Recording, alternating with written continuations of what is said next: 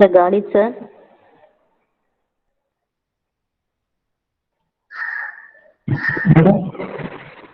Sir இன்னும் participants இப்போ தான் சார் ஜாயின் பண்ணிட்டு இருக்காங்க, அதனால ஒரு few more minutes sir.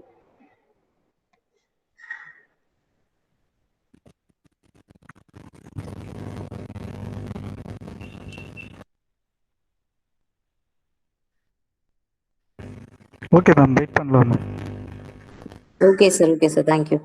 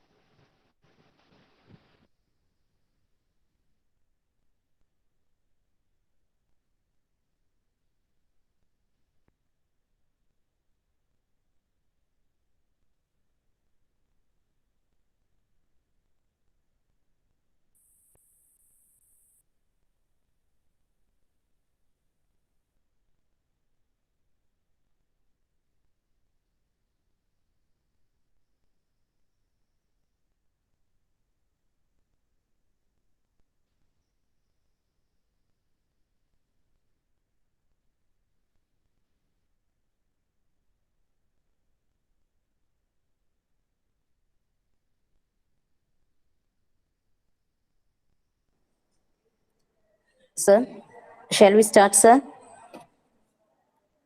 Yes, ma'am. Proceed, ma'am. Okay, sir. Good morning, everyone.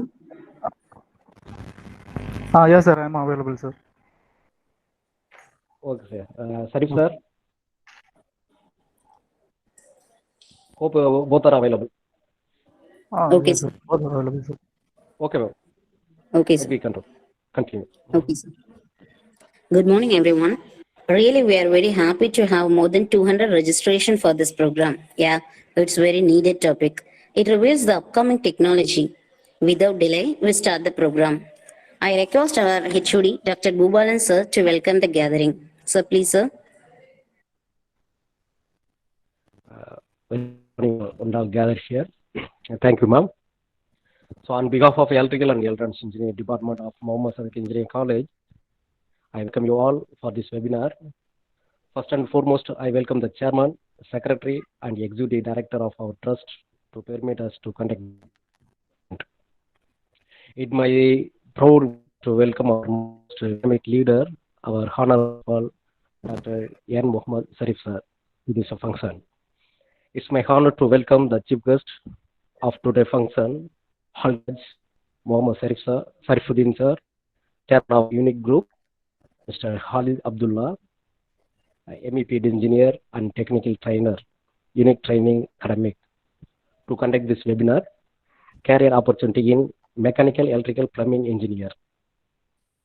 I welcome the faculty, research scholar, and students of various institutions of all over Tamil Nadu.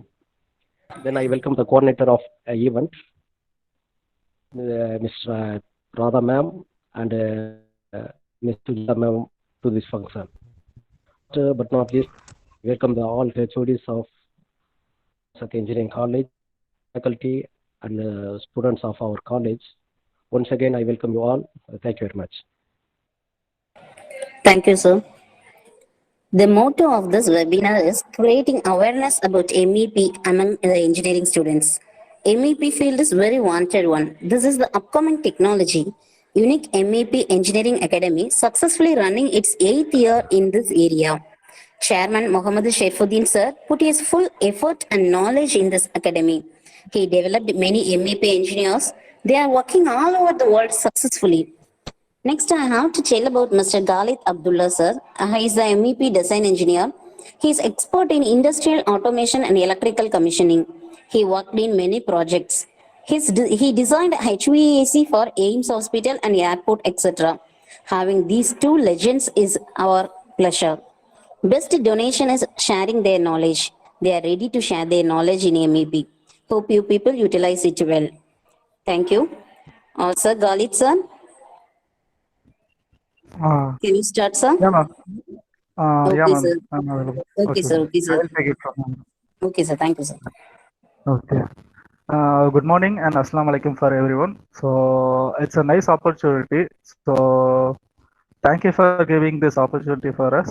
So we have been to Sadak before, but it's our second time presenting to Sadak. So last time we were presenting it directly. So but this time because of COVID, so we have to do it like this, I think. So thank you for all the participants for coming. So ma'am has told more than 200 people have volunteered to join this online webinar. I'll thank ma'am and the other organizers doing this kind of work for the students because it's a big thing. So not everyone will get the opportunity to get like with the industrial peoples. So because while I was studying, I was also from BA and came out of to this industry. So now you people are getting this kind of opportunity. You have to thank your managements and organizers for this. Okay, so without wasting any time, we will get into the gist of today's topic. So I will speak in Tamil. So I think it will be easier to deliver the content to everyone. So I can speak in English. So ma'am, which language is easier for your students, ma'am? So whether it is English or Tamil, ma'am? And yes, my screen is visible for everyone. Yes, sir. It is visible. You can convey both languages, sir. Okay, sir. Okay, thank you, sir. So then I will start. So இன்னைக்கு webinar என்ன அப்படின்னு பார்த்துக்கிட்டிங்க அப்படின்னா, so today I think from second இயர்லேருந்து fourth year வரைக்கும் electrical students எல்லாருமே இருக்கிறதா ma'am சொல்லியிருந்தாங்க. So as I'm also from an electrical background. So உங்களுக்கு வந்துட்டு ஒரு புது கெரியர் ஆப்பர்ச்சுனிட்டி என்ன பண்ண போகிறோம் அப்படின்னா இன்னைக்கு வந்து டிஸ்கஸ் பண்ண போகிறோம். It's more like an awareness programme தான். ஸோ நீங்கள் கரியர் முடிச்சிட்டீங்க, காலேஜ் முடிச்சிட்டீங்க, இன்ஜினியர் ஆகிட்டீங்க. ஸோ இன்ஜினியர் ஆனதுக்கப்புறம் நெக்ஸ்ட் என்ன பண்ணலாம் அப்படின்ற கொஸ்டின் வந்துட்டு உங்கள் எல்லாருக்குமே ரைஸ் ஆகும். ஸோ அந்த ரைஸ் ஆகும்போது ஸோ உங்களுக்கு நிறைய ஆப்ஷன்ஸ் வந்து விசிபிள் ஆகும். சம்டைம்ஸ் அந்த ஆப்ஷன்ஸ்ல நீங்களா தேடி போற மாதிரி இருக்கும். ஸோ இப்போ ஒன் ஆஃப் த ஆப்ஷன் உங்களை தேடி வந்திருக்கு அப்படின்ற மாதிரி நீங்க பாத்துக்கோங்க. ஸோ இன்னைக்கு என்ன டிஸ்கஸ் பண்ண போறோம் அப்படின்னா MEP அப்படின்ற ஒரு செக்டாரோட இம்பார்ட்டன்ஸ் அண்ட் அதோட சேலஞ்சஸ். ஸோ இன்கேஸ் நீங்க அதுல என்டர் ஆகுறீங்க அப்படின்னா அதுல என்னென்ன சேலஞ்சஸ் இருக்கும் அப்படின்றத பார்க்க போறோம். ஸோ ஃபர்ஸ்ட் இந்த மீட்டிங்கோட அஜெண்டா பார்த்துருவோம். ஸோ என்னென்ன டிஸ்கஸ் பண்ணுவோம் அப்படின்னா இன்ட்ரடக்ஷன் டு MEP. MEPனா என்னன்றதை ஃபர்ஸ்ட் பார்த்துருவோம். தென் அதுக்கடுத்து அந்த MEPயோட மார்க்கெட் க்ரோத் எப்படி இருக்கு. பிகாஸ் நம்ம நிறைய கரியர் சூஸ் பண்ணிடுவோம். சூஸ் பண்ணதுக்கு அப்புறம் தான் பார்த்தோம்னா அந்த கரியர் க்ரோத் இருக்காது. ஸோ அந்த MEPயோட க்ரோத் எப்படி இருக்குன்றத பார்த்துடலாம். எனக்கு அடுத்து அந்த MEPக்குள்ள என்னென்ன ஆப்பர்ச்சுனிட்டி இருக்கு அப்படின்றத பார்க்கலாம். பிகாஸ் நம்ம சம்டைம்ஸ் க்ரோத் இருக்கு எல்லாமே இருக்குன்னு பார்ப்போம், பட் நமக்கு அதுல ப்ராப்பரான ஆப்பர்ச்சுனிட்டி இல்லாமல் போயிடும். ஸோ அதனால ஆப்பர்ச்சுனிட்டி ஆஃப் MEP செக்டரையும் பார்த்துடலாம். எனக்கு அடுத்து challenges in entering MEP sector. So MEP செக்டருக்குள்ள இன்கேஸ் நீங்க என்டர் ஆகணும் அப்படின்னா என்ன கைண்ட் ஆஃப் டிஃபிகல்ட்டிஸ், என்ன கைண்ட் ஆஃப் சேலஞ்சஸ் இருக்கும், அதை ஓவர் கம் பண்ணா நீங்க எப்படி போகலாம் அப்படின்றத பார்க்கலாம். தென் ஃபைனலா இந்த யூனிக் MEP பத்தி ஒரு ஓவர்வியூ மாதிரி நாங்கள் சொல்றேன். ஸோ செஷன் 2 பார்ட்ஸாக நடக்கும். ஸோ ஃபர்ஸ்ட் செஷன் டெக்னிக்கல் நான் ஹேண்டில் பண்ணுவேன். So I'm Khalid Abdullah. So next வந்துட்டு எங்களோட சேர்மன் ஹேண்டில் பண்ணுவார். ஸோ ஒரு 15 மினிட்ஸ் ஹேண்டில் பண்ணுற பிளான் வச்சிருக்கும். ஸோ லாஸ்ட் தேர்ட் செஷன் வந்து ஒரு 15 மினிட்ஸ்க்கு கொஸ்டின் அண்ட் ஆன்சர் செஷன் மாதிரி இருக்கும். ஸோ ஏதாவது உங்களுக்கு டவுட்ஸ் இருக்கு, ஸோ ஜென்ரல் டவுட்ஸ் இல்லை உங்களுக்கு கரியர் பற்றி ஏதாவது டவுட்ஸ் இருக்கு, அந்த லாஸ்ட் செஷன்ல நம்ம டிஸ்கஸ் பண்ணலாம். ஸோ ஃபர்ஸ்ட் செஷன் ஸ்டார்ட் பண்ணுவோம். So what is MEP? So அது MEPயோட ஒரு இன்ட்ரடக்ஷன். இந்த MEPன்றது என்னன்னு பார்த்தீங்க அப்படின்னா மெக்கானிக்கல் எலக்ட்ரிக்கல் பிளம்பிங். இதுதான் அதோட full form. So mechanical electrical and plumbing. இது எதுக்குள்ள வரும் இந்த கைண்ட் ஆஃப் செக்டர் அப்படின்னு பார்த்தீங்கன்னா இது கன்ஸ்ட்ரக்ஷன் இண்டஸ்ட்ரிக்குள்ள வரும். ஸோ அதான் இந்த MEP செக்டரோட ஐடியா. ஸோ என்ன சார் சடனாக கன்ஸ்ட்ரக்ஷன் பற்றி பேசுறீங்க? ஸோ நம்ம வந்து சிவில் இன்ஜினியர்ஸ் இல்லையே அப்படின்னு பார்த்தீங்க அப்படின்னா, ஸோ சிவில் இன்ஜினியர்ஸ் மட்டும் தான் கன்ஸ்ட்ரக்ஷன்ல இருக்கணுன்ற திங் கிடையாது. ஸோ நம்மளோட ஒரு ஜென்ரல் மிஸ்கன்செப்ஷனே என்ன அப்படின்னா ஆல்வேஸ் கன்ஸ்ட்ரக்ஷனை வந்து சிவிலோட ஓரியன்ட் பண்ணியே பார்ப்போம். ஒரு கன்ஸ்ட்ரக்ஷனை பொறுத்த வரைக்கும் அதில் மல்டிபிள் பீப்புள்ஸ் வந்து ஒர்க் பண்ற மாதிரி இருக்கும். ஸோ அது ஒரு வேர்சடைலான ஒரு ஃபீல்டு. ஸோ பார்க்கும்போது ஒரு கன்ஸ்ட்ரக்ஷன் நான் எடுத்துக்கிட்டேன். ஸோ அதை நீங்க என்ன பண்ணலாம்னா ரெண்டா பிரிக்கலாம். ஸோ இதில் லெஃப்ட் சைட் பார்த்தீங்க அப்படின்னா நம்ம டிபார்ட்மெண்ட் வரும். ஸோ ஜென்ரல் சிவில் அப்படின்னு சொல்லிட்டு நம்ம முடிச்சிருவோம். பட் ஆனால் உங்களுக்கு லார்ஜ் ஸ்கேல் கன்ஸ்ட்ரக்ஷன், மேசிவ் கன்ஸ்ட்ரக்ஷன்ஸ்லாம் கன்ஸ்ட்ரக்ட் பண்ண போது சிவில்லே வந்துட்டு ஸ்பெஷலைஸ் பீப்புள்ஸ் தேவைப்படும். ஸோ அதில் ஃபர்ஸ்ட் பார்த்தீங்க அப்படின்னா சிவில்லே பார்க்கும்போது ஸ்ட்ரக்சரல் பீப்புள் அப்படின்னு சொல்லுவாங்க, ஸ்ட்ரக்சரல் இன்ஜினியர்ஸ் அப்படின்னு சொல்லுவோம். இந்த ஸ்ட்ரக்சரல் இன்ஜினியர்ஸோட ஜாப் என்னன்னு பாத்தீங்க அப்படின்னா, ஒரு பில்டிங்கை நீங்க அந்த இடத்துல கட்டுறீங்க அப்படின்னா அந்த பில்டிங்கோட ஓவரால் வெயிட் என்னன்றதை அனலைஸ் பண்ணுவாங்க. ஸோ அந்த பில்டிங் ஓவரால் வெயிட், அதுல டெட் வெயிட், லைவ் வெயிட்னு சொல்லுவாங்க. ஸோ அந்த பில்டிங்ல வந்துட்டு எவ்வளவு காம்பனன்ஸ் நீங்க பிளேஸ் பண்ண போறீங்க. ஸோ இப்போ நம்ம வீடாவே எடுத்துட்டீங்க அப்படின்னா, ஸோ அதுல என்னெல்லாம் பிளேஸ் பண்ணுவீங்க, ஃபர்னிச்சர்ஸ் பிளேஸ் பண்ணுவீங்க, ஸோ எக்யூப்மெண்ட்ஸ் பிளேஸ் பண்ணுவீங்க, ஃப்ரிட்ஜ், வாஷிங் மிஷின் இதெல்லாம் வருது இல்லையா, இதெல்லாம் டெட் வெயிட்னு சொல்லுவாங்க. தென் லைவ் வெயிட் அப்படின்னு சொன்னீங்க அப்படின்னா அதுல வரக்கூடிய பீப்புள்ஸ். ஸோ லைவ் வெயிட்டை பொறுத்த வரைக்கும் அது மாறிக்கிட்டே இருக்கும், திடீர்னு ஜாஸ்தியாக வரும், திடீர்னு கம்மியாக வரும், இந்த மாதிரி இருக்கும். இந்த எல்லா வெயிட்டையும் அந்த பில்டிங் தாங்கக்கூடிய அளவுக்கு பண்றது தான் யாருன்னு பார்த்தா ஸ்ட்ரக்சரல் இன்ஜினியர்ஸ். இவங்க தான் என்ன பண்ணுவாங்கன்னா பில்டிங்கோட ஃபவுண்டேஷன்ஸ் போடுவாங்க, தென் பில்டிங்ல பில்லர்ஸ் போடுவாங்க, தென் அதுல வரக்கூடிய பீம்ஸ் போடுவாங்க. இதெல்லாம் டிசைன் பண்றது தான் இவங்களோட வேலை. ஸோ நம்ம வீட்டை பொறுத்த வரைக்கும்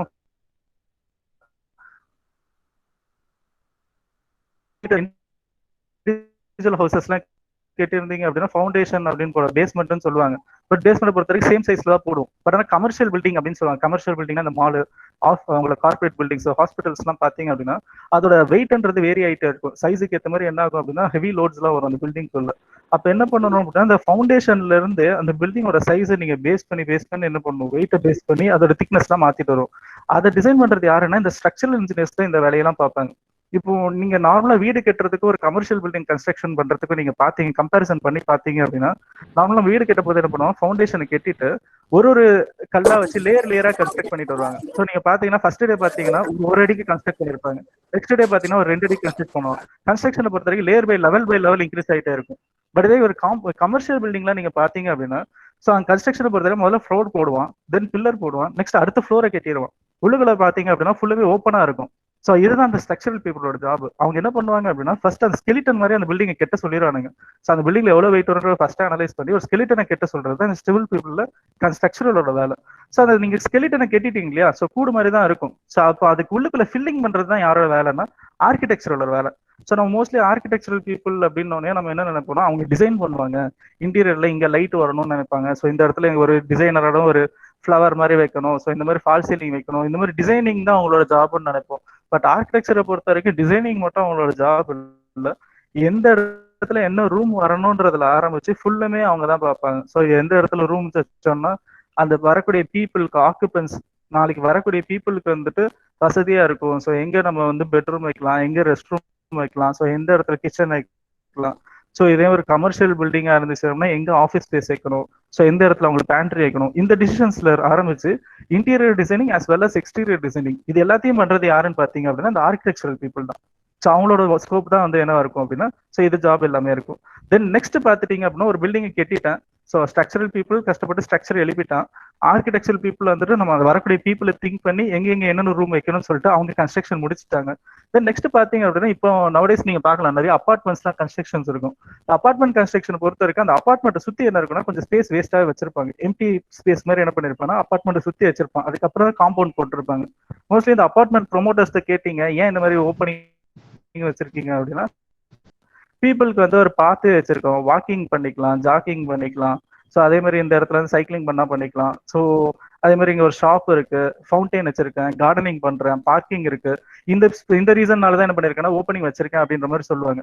பட் ஆனால் ஆக்சுவல் கான்செப்ட் என்ன அப்படின்னா ஒரு பில்டிங் நீங்க ஹைட்டா கன்ஸ்ட்ரக்ட் பண்றீங்க இல்லையா, ஸோ இந்த அளவுக்கு ஹையரா போகுது அப்படின்னா அந்த பில்டிங்கை சுத்தி என்ன பண்ணணும் அப்படின்னா கொஞ்சம் ஸ்பேஸ் விடணும் அப்படின்றது கவர்மெண்டோட நார்ம்ஸ். ஸோ நீங்க எந்த அளவுக்கு ஹையரா பில்டிங் கட்டுறீங்களோ அந்த அளவுக்கு என்ன பண்ணணும், அதை சுத்தி நீங்க ஒரு ஸ்பேஸ் விடணும். ஸோ லெஃப்ட் சைடு சரி ரைட் சைடு சரி உங்க பில்டிங்கை சுத்தி என்ன பண்ணணும், ஒரு ஸ்பேஸ் வைக்கணும். இந்த ஸ்பேஸுக்கு பேர் என்ன சொல்லுவாங்கன்னா செட் பேக் அப்படின்னு சொல்லுவாங்க. ஸோ செட் பேக் விடணும்ன்றது கவர்மெண்டோட நார்ம்ஸ். அந்த ரீசன்னால என்ன பண்ணாங்க செட் பேக் விடுவாங்க. சின்ன சின்ன பில்டிங் நம்ம இண்டிவிஜுவல் வில்லாஸ்லாம் ஒரு மாடி தான் கட்டியிருப்போம், நமக்குலாம் 1.5 அடி 2 அடி இருந்தாலே போகும். பட் இதே வந்துட்டு ஒரு 20 மாடி அப்படின்னு கட்டுறாங்க, ஸோ ஒரு 15 மாடி 20 மாடி கட்டுறாங்கன்னா அவன் செட் பேக்கே கிட்டத்தட்ட வந்துட்டு 20 feet 30 feetலாம் வைக்கிற மாதிரி இருக்கும். அப்போ அந்த செட் பேக்கை எம்டியா விட்டீங்க அப்படின்னா நல்லா இருக்காது. ஸோ ஓப்பனா ஒரு ஏரியா இருக்கு அப்படின்னா ஸோ நல்லா இருக்காது. அதே மாதிரி அந்த பில்டிங்கை கட்டுறவனுக்கு வந்துட்டு கஷ்டமா இருக்கும், ஸோ இவ்வளவு இடம் வேஸ்ட் ஆகுதுன்னு. பட் அந்த செட் பேக்கை வந்துட்டு யூஸபிளா மாத்தணும் அப்படின்ற கான்செப்ட்ல தான் என்ன பண்றாங்க அப்படின்னா இப்போனா அந்த இடத்துல பார்க்கிங் டைல போட்டு பார்க்கிங் வைக்கிறது, ஸோ அந்த இடத்துல வந்துட்டு உங்களுக்கு ஃபவுண்டைன் வைக்கிறது, கார்டனிங் பண்றது, ஸோ ஸ்விம்மிங் பூல் வைக்கிறது, ஸோ இந்த மாதிரி ஏதாவது ஒரு எக்ஸ்ட்ரா ஆக்டிவிட்டிஸ். ஸோ அந்த இடத்துல என்ன பண்ணுவாங்க ஷட்டிலுக்கு விளையாடுறதுக்கு பிளேஸ் வைப்பானுங்க, ஸோ வாக்கிங்க்கு போடுவானுங்க. இந்த பாத்வேஸ் அந்த பில்டிங்கை சுத்தி ஒர்க் பண்றாங்க இல்லையா, அதுக்குன்னு சொல்லிட்டு செப்பரேட்டா பீப்புள் இருக்காங்க சிவில்ல. அந்த பீப்புள் யாருன்னா லேண்ட்ஸ்கேப்பிங் இன்ஜினியர்ஸ் அப்படின்னு சொல்லுவாங்க. ஸோ இந்த லேண்ட்ஸ்கேப்பிங் இன்ஜினியர்ஸ் தான் இந்த மாதிரி ஐடியாலாம் கொடுப்பாங்க. ஸோ எதுக்கு நீங்க செட் பேக்கை சும்மா விடுறீங்க, அந்த செட் பேக்கே என்ன பண்ணலாம் நீங்க ஒரு ப்ரொமோஷனுக்கு யூஸ் பண்ணிக்கலாம். ஸோ இப்போ ஒரு பில்டிங் வந்து நீங்க கெட்டுறது ப்ரொமோஷன் பார்த்தீங்க, பேப்பர்ல பார்த்தீங்க, அட்வர்டைஸ்மெண்ட் அப்படின்னா என்ன சொல்லியிருப்பான், எங்க பில்டிங்ல வாக்கிங் ஏரியா இருக்கு, ஸோ பார்க்கிங் ஏரியா இருக்கு, ஸோ இதுல வந்துட்டு ஃபவுண்டைன் இருக்கு, கார்டன்ஸ் இருக்கு, நல்லா ரெஃப்ரெஷிங்கா இருக்கும் இப்படிலாம் சொல்லுவான். பட் ஆக்சுவலா அதெல்லாம் வந்து என்னது கவர்மெண்ட் நார்ம்ஸ்க்காக வச்சது. பட் வச்சதையும் அவன் என்ன பண்ணான், இப்போ ப்ரொமோஷன் கான்செப்டா மாத்துறது யாரு அப்படின்னா இந்த லேண்ட்ஸ்கேப் இன்ஜினியர். ஸோ இப்போ ஒரு பில்டிங்கை கெட்டுறது அப்படின்னா நார்மலா நம்மளை பொறுத்தவரைக்கும் மேசன்னு 4 கொத்தனாருங்க இருந்தால் வேலையை முடிச்சிடலாம் அப்படின்ற கான்செப்ட்லாம் போய் இப்போ ஒரு பில்டிங்கை நீங்க கன்ஸ்ட்ரக்ட் பண்ணணும் அப்படின்னா அதுல ஒரு ஸ்ட்ரக்சரல் இன்ஜினியர்னு ஒருத்தர் ஸ்பெஷலிஸ்டா உட்காந்து அந்த பில்டிங்ல எவ்வளவு வெயிட் வருதுன்னு அனலைஸ் பண்ணி பண்ணணும். நெக்ஸ்ட் ஆர்கிடெக்சரல் இன்ஜினியர்ன்றது வரக்கூடிய பீப்புளுக்கு ஏற்ற மாதிரி எங்கெங்க ரூம் சேர்க்கணும், அவங்களோட சைக்காலஜிக்கலா அவங்கள வந்துட்டு கவர் பண்ணணுன்றதுக்காக இன்டீரியர் எக்ஸ்டீரியர் டிசைனிங்லாம் பண்ணணும். தென் அதுக்கு அடுத்து அதோட எக்ஸ்டீரியர்ல அந்த லேண்ட்ஸ்லாம் இருக்கு இல்லையா, லேண்டிங் லேண்ட்ஸ்கேப்பிங் பண்றதுக்கு பீப்புள்ஸ், இந்த 3 பீப்புள் ஒர்க் பண்ணாதான் ஒரு பில்டிங்ன்றது மொத்தமா உருவாகும். ஸோ இப்போ இந்த உருவாகிருச்சு இல்லையா, ஸோ ஆக்சுவலி எல்லாமே ஒரு பேசிக்ல இருந்து தான் வரும். ஸோ இன்ஜினியரிங் பொறுத்த வரைக்குமே என்னது அப்படின்னா பீப்புளோட நீடை கவர் பண்றது தான் இன்ஜினியரிங் அப்படின்றது. ஸோ இவங்க பீப்புளோட நீடை இங்க கவர் பண்றாங்க. ஸோ இப்படி கவர் பண்றது என்ன நீடு, பீப்புளை பொறுத்த வரைக்கும் ஷெல்டர் அப்படின்னு ஒரு நீடு இருக்கு இல்லையா, ஸோ ஷெல்டர் இவங்க கிரியேட் பண்ணிட்டாங்க. ஸோ ஒரு வீடுன்றது கிரியேட் பண்ணிட்டாங்க, இல்ல ஒரு ஸ்பேஸ்ன்றது கிரியேட் பண்ணிட்டாங்க. கிரியேட் பண்ண ஸ்பேஸ்ல இப்போ பீப்புள் போய் ஆக்குபை பண்ணணும் இல்லையா. ஸோ இவங்க இவ்வளவு கஷ்டப்பட்டு பண்ணியிருக்காங்க. ஸோ பெரிய பெரிய ஸ்ட்ரக்சர் ரெடி பண்றான், ஆர்கிடெக்சர் பண்ணியிருக்கான், லேண்ட்ஸ்கேப்பிங் பண்ணியிருக்கான். இப்போ ஒரு புர்ஜ் கலிஃபா அளவுக்கு ஒரு டாலஸ்ட் பில்டிங் கட்டிட்டான். கெட்டதுக்கு அப்புறம் இப்போ பீப்புள் உள்ள போய் ஆக்குபை பண்றாங்க அப்படின்னு பண்ணும்போது தான் பீப்புள் வந்துட்டு புர்ஜ் கலிஃபா இருக்கு ஜஸ்ட் லைக் தட் உள்ள போய் ஆக்குபை பண்ணிடுவாங்களான்னா பண்ண மாட்டாங்க. பீப்புளுக்கு என்ன இருக்கும்னா சில ரெக்யர்மெண்ட்ஸ் இருக்கும், அதெல்லாம் இருந்தால் தான் என்ன பண்ணுவாங்கன்னா ஒரு பில்டிங்குள்ள போய் ஆக்குபை பண்ணுவாங்க. அப்போ அது என்ன நீட் அப்படின்னு சொல்லிட்டு நெக்ஸ்ட் அனலைஸ் பண்றோம். இப்போ ஒரு மால் கட்டியிருக்காங்க, மாலுக்குள்ள நீங்க என்டர் ஆகணும். மால் வந்து அழகா கட்டிட்டான், இன்டீரியர்லாம் செம்ம டிசைனிங் பண்ணியிருக்கான். இப்போ அதுக்குள்ள போய் நீங்க என்டர் ஆறீங்க அப்படின்னா ஃபர்ஸ்ட் திங் நீங்க என்ன கேட்பீங்க அப்படின்னா அந்த மாலுக்குள்ள ப்ராப்பரா லைட்டிங் இருக்கணும். ஸோ அந்த லைட்டிங் நல்லா இருந்தால் தான் அந்த மாலுக்குள்ள நீங்க என்டர் ஆக முடியும். லைட்டிங்கே இல்லை அப்படின்னா என்ன பண்ண மாட்டோம், பிளேஸ்க்குள்ள என்ட்ரே மாட்டோம். இருந்த மாதிரி இருக்கு, எங்க போறது அப்படின்னு கேட்போம். ஸோ இதே மாதிரி சில ஷாப்ஸ்லாம் பார்க்கலாம். ஸோ சில ஷாப்ஸ்லாம் பார்த்தீங்க அப்படின்னா நம்ம நார்மல் ரோட்ஸ்ல தான் இருக்கும். ஸோ மென்ஸ் வேர்லாம் வச்சிருப்போம். ஸோ 2-3 ட்ரெஸ் தான் வச்சிருப்போம். பட் அங்க போகணுன்ற எக்ஸ்பெக்டேஷன் இருக்காது. பட் அதாவது லைட்ஸ் என்ன ஆயிரும், நம்ம இழுத்துரும். ஸோ இந்த மாதிரி லைட்டிங்கிறது ஒரு பேசிக் நீடு ஒரு இடத்துல. ஸோ லைட்ஸ் இல்லை அப்படின்னா அந்த பில்டிங்ல இருக்க இன்டீரியரும் நமக்கு புரியாது, ஸோ தெரியவும் தெரியாது. ஸோ இது மாதிரி லைட்டிங் பேசிக் நீரா சொல்லிட்டேன். சரி, இப்போ ஒரு மாலுக்கு நான் லைட்டிங் போட்டேன், பீப்புள் வந்துட்டாங்க, ஸோ திங்ஸ் எல்லாத்தையும் பாக்குறாங்க, பர்ச்சேஸ் பண்ணுவாங்களா அப்படின்னு கேட்டீங்க அப்படின்னா ஸோ நெக்ஸ்ட் பீப்புளை பொறுத்த வரைக்கும் அந்த மால்ல இருக்க ஏரை வந்து கண்டிஷன்டா இருக்கணும்னு எக்ஸ்பெக்ட் பண்ணுவாங்க. ஸோ ஒரு மாலுக்குள்ள என்டர் பண்ணீங்கன்னா மால்ல என்ன இருக்கணும், ஒரு ஏசி போட்டுருக்கும். ஏசி போட்டுருந்தா தான் அந்த மாலுக்கு ஒரு மரியாதை. ஸோ ஏசி இல்லை அப்படின்னா இப்பெல்லாம் கொரோனா டைம்ல மோஸ்ட் ஆஃப் பீப்புள் ஏசி போடுறது இல்லை. பீப்புள் மாலுக்கு போறதை நிறுத்திட்டாங்க. பிகாஸ் அங்கே போனோம் அப்படின்னா ஒரு பீஸ் ஆஃப் மைண்ட் வந்தால் தான் பீப்புள் பர்ச்சேஸ் பண்றதை பத்தி யோசிப்பாங்க. பீஸ் ஆஃப் மைண்டே இல்லை அப்படின்னா நெக்ஸ்ட் பர்ச்சேஸ் பண்ற ஐடியாவே என்ன ஆயிரும், அந்த இடத்துல போயிடும். ஸோ இது நெக்ஸ்ட் திங். ஸோ அப்போ ஏரையும் நான் கண்டிஷன் பண்ணி ஆகணும். ஸோ அப்போ ப்ராப்பர் லைட்டிங் கொடுக்கணும். நெக்ஸ்ட் மால்குள்ள நான் ப்ராப்பரா ஏர் கண்டிஷனிங் பண்ணிருக்கணும். ஸோ ஏர் கண்டிஷனிங் பண்ணிட்டேன், பீப்புள் அங்கே உட்காந்துட்டு இருக்காங்க அப்படின்னா ஸோ ஒரு சர்டன் டைம்க்கு அப்புறம் பீப்புளுக்கு என்ன ஆகும்னா ரெஃப்ரெஷ் பண்ணணும் அப்படின்ற ஒரு தாட் வரும். ஸோ நீங்க ரெஸ்ட் ரூம் யூஸ் பண்ணணும், இல்லை ஃபேஸ் வாஷ் பண்ணணும் இப்படின்ற மாதிரி வரும். ஒரு 2 hours 3 hours அப்புறம் வரும். ஸோ இந்த மாதிரி டைமிங்ல நெக்ஸ்ட் என்ன பண்ணணும், அந்த மால்குள்ளேயே நீங்க டாய்லெட்ஸ் வச்சிருக்கணும், ஸோ ரெஸ்ட் ரூம்ஸ் வச்சிருக்கணும். அந்த ரெஸ்ட் ரூம்ஸ்ல வாட்டர் சப்ளையும் ப்ராப்பரா இருக்கணும். இது எல்லாமே இருந்தால் தான் என்ன பண்ணுவாங்க, பீப்புள் அந்த இடத்துல ரெஃப்ரெஷ் ஆயிட்டு திரும்பவும் அந்த மால்குள்ள இருப்பாங்க. இல்ல ரெஸ்ட் ரூம் யூஸ் பண்ணணும் அப்படின்னு சொல்லிட்டாங்க அப்படின்னா என்ன பண்ணிருக்காங்க, மாலை விட்டு கிளம்பி வீட்டுக்கு வந்துட்டாங்க அப்படின்னா அப்போ மால்ல பர்ச்சேஸ் நடக்காது. ஸோ இப்போ ஒரு மால்ல பர்ச்சேஸ் பண்ணணும் அப்படின்னா அது ப்ராப்பரா லைட்டிங் கொடுத்துருக்கணும். அதுக்கப்புறம் அந்த மால்ல ப்ராப்பரா ஏர் கண்டிஷனிங் கொடுத்துருக்கணும். நெக்ஸ்ட் அந்த மால்ல ப்ராப்பரா வாட்டர் சர்வீஸ் கொடுத்துருக்கணும். இந்த 3 இருந்தால் தான் அந்த மாலோட ப்ரொடக்டிவிட்டியே. இந்த 3த்துல ஏதாவது ஒன்று இல்லை அப்படின்னா இந்த ஸ்ட்ரக்சரல் சிவில் பீப்புள் எவ்வளவுதான் கஷ்டப்பட்டு ஒர்க் பண்ணியிருந்தா கூட அந்த இடத்துல கடைசியில் அந்த மாலுக்கு ப்ரொடக்டிவிட்டின்றது இருக்காது. பிகாஸ் பில்டிங் கெட்டுறதோட பில்டிங்கோட மேட்டர் ஓவர் ஆயிடாது. பில்டிங் கெட்டதுக்கு அப்புறம் அந்த பில்டிங்க்கு ப்ரொடக்டிவிட்டின்னு இருக்கணும். இப்போ ஒரு ஆஃபீஸ் பில்டிங் எடுத்துக்கிட்டீங்க, ஸோ ஆஃபீஸை பொறுத்த வரைக்கும் நான் கெட்டிட்டேன், பீப்புளுக்கு ரெக்ரூட் பண்ணிட்டேன், வேலை செஞ்சிருவாங்களான்னா இல்லை. அந்த ஆஃபீஸ்ல அவங்களுக்கு என்ன பண்ணணும், தேவையான நீட்ஸ் எல்லாத்தையும் வச்சு கொடுக்கணும். அவங்களுக்கு ப்ராப்பரான லைட்டிங் ஃபர்ஸ்ட் கொடுக்கணும். ஸோ லைட்டிங் இருந்தால் தான் பீப்புளால் அந்த இடத்துல என்ன பண்ண முடியும், ஒர்க் பண்ண முடியும். ஸோ நெக்ஸ்ட் அந்த பீப்புள் என்ன கேட்பாங்க, ஏர் கண்டிஷனிங் கேட்பாங்க.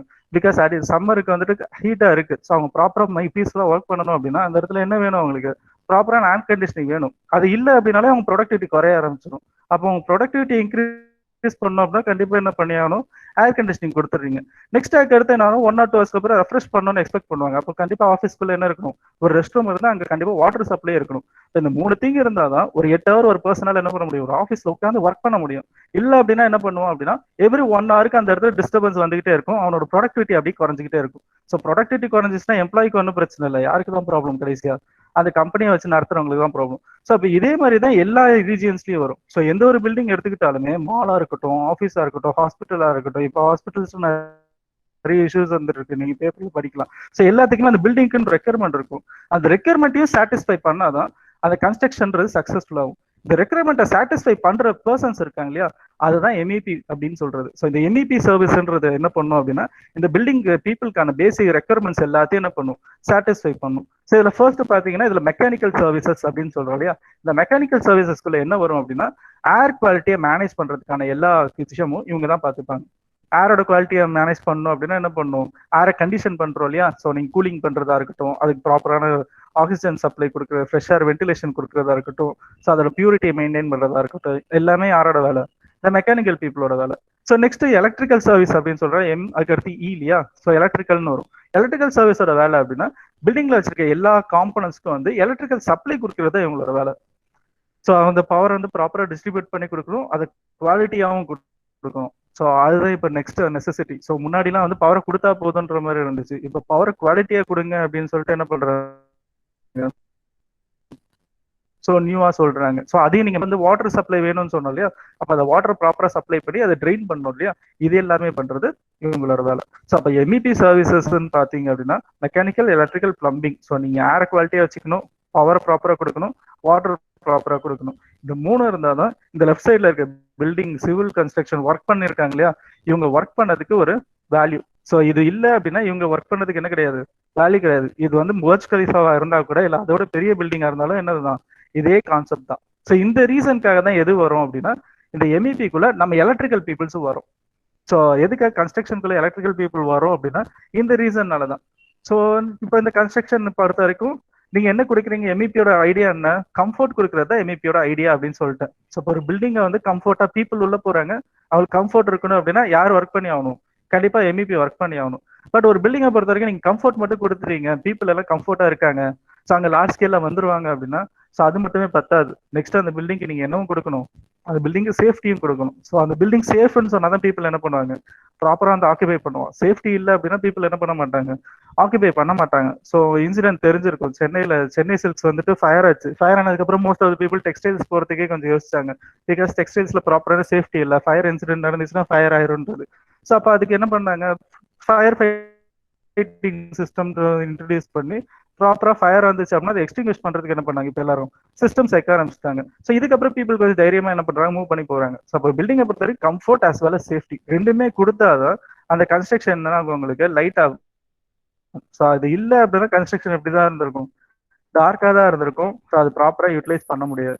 ஸோ அப்புறம் கன்ஸ்ட்ரக்ஷன் லைட் பண்ணி கொடுக்கறது யாரு அப்படின்னா அதுதான் MEP சிஸ்டம். ஸோ MEP பொறுத்த வரைக்கும் ஒரு ஓவர் இதுதான் ஐடியா. ஸோ அதுல ஜென்ரலா பாத்தீங்க, இந்த MEP-க்குள்ள வந்தீங்க அப்படின்னா MEP 3 தான் சொல்லுவோம். பட் ஆக்சுவலா MEP-க்குள்ள ஒரு 4 டிபார்ட்மெண்ட் இருக்கும்.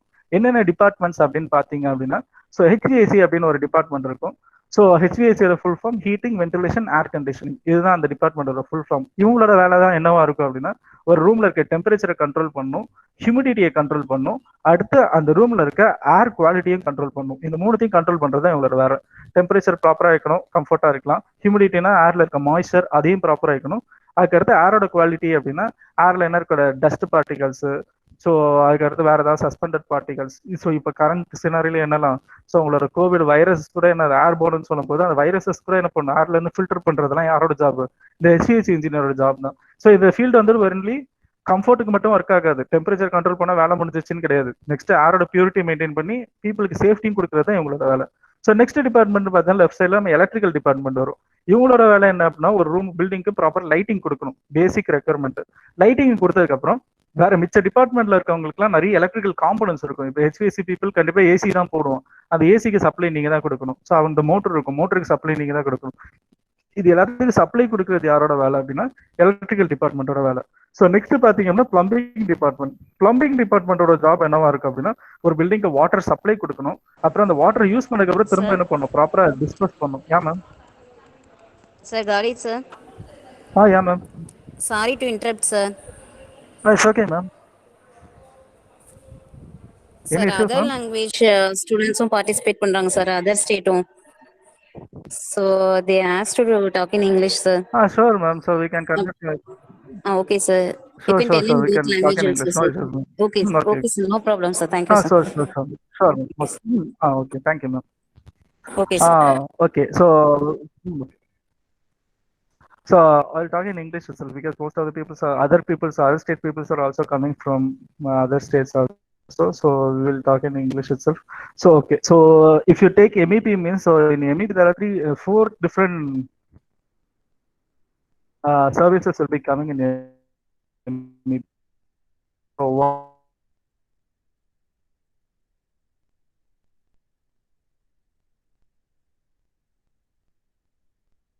is these HPs are actually or electrical people. Electrical people job is to control the lighting system. So inside a building, how much light we have to install, how much brightness it has to give. So those kind of things will be decided by the electrical people. Then they also have to give the electrical supply for all the people, so for all the equipments inside the building. So this is the scope of our electrical people.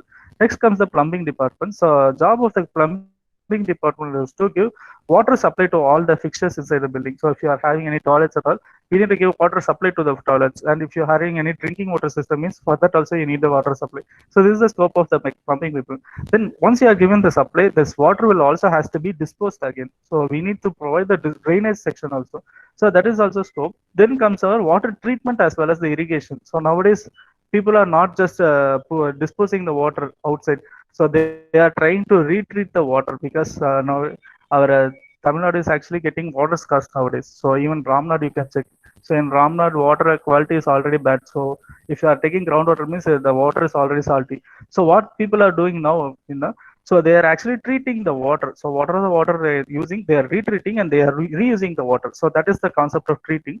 Then comes the irrigation. The idea of irrigation is so providing water for the gardens. So if you are having any plantation or vegetation inside a building, so for that plantation also you have to give water, right? So that water is called irrigation. So this is the third. Then fourth department is your firefighting department. So the scope of the firefighting department is to extinguish the fire. So if any fire incident happened in your building, so they have to extinguish this fire, and they also have to so provide some announcements for the people. So they also have to alert the people. So that is the scope of this firefighting department. But they not just fight the fire, but they also has to fight the smoke also, because wherever fire is happening, smoke will also come there.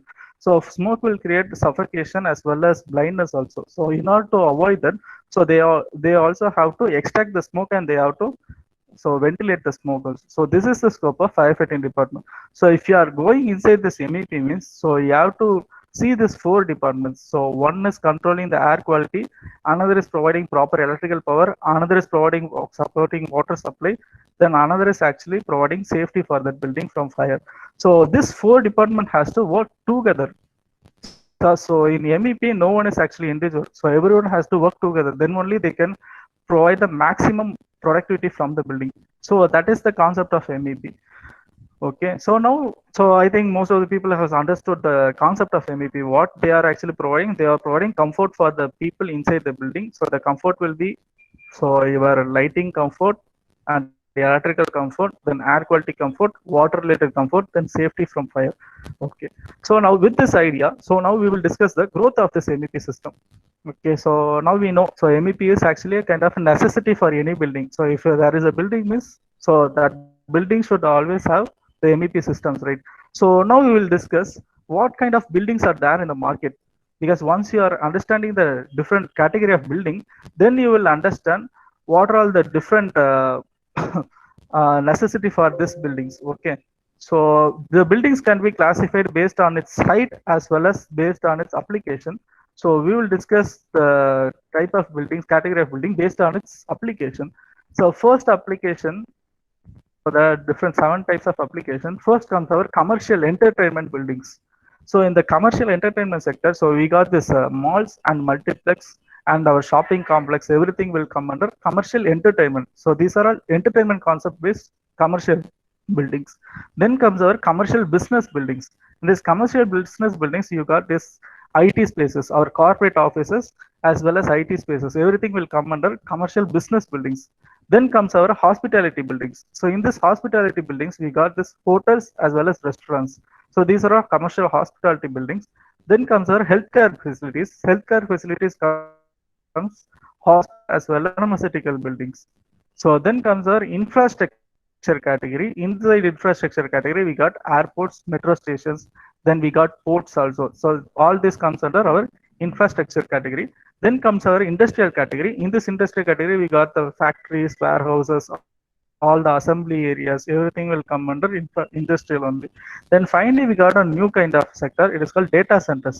So nowadays, most of the IT companies are actually having their own data center, but these data centers will be an individual building. So it will be not inside your corporate offices, because data centers are delicate buildings. So inside we'll be having a lot of servers. So in order to protect the servers, they are actually building their own dedicated building for the data servers. Okay, so that is called data centers.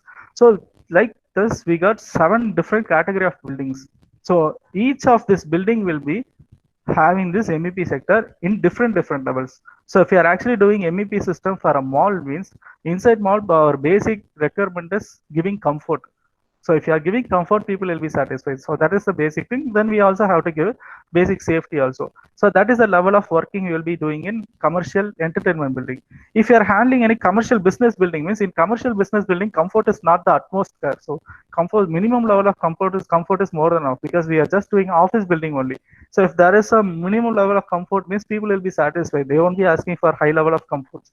So it is that kind of thing. So lighting and everything will be simple in offices. But in malls and multiplexes, lighting will be luxurious. So that is the difference between these two kind of building. Then if you are doing any hospitality buildings, means hotel, restaurants, those are all small scale buildings. So there won't be that much bigger clients. So you will be having small rooms, so bedrooms, so your halls, so your restrooms, that kind of rooms only will be coming there. So there won't be bigger rooms like that kind of things will not come under hotels and restaurants. If you are handling healthcare, means healthcare is a critical kind of buildings.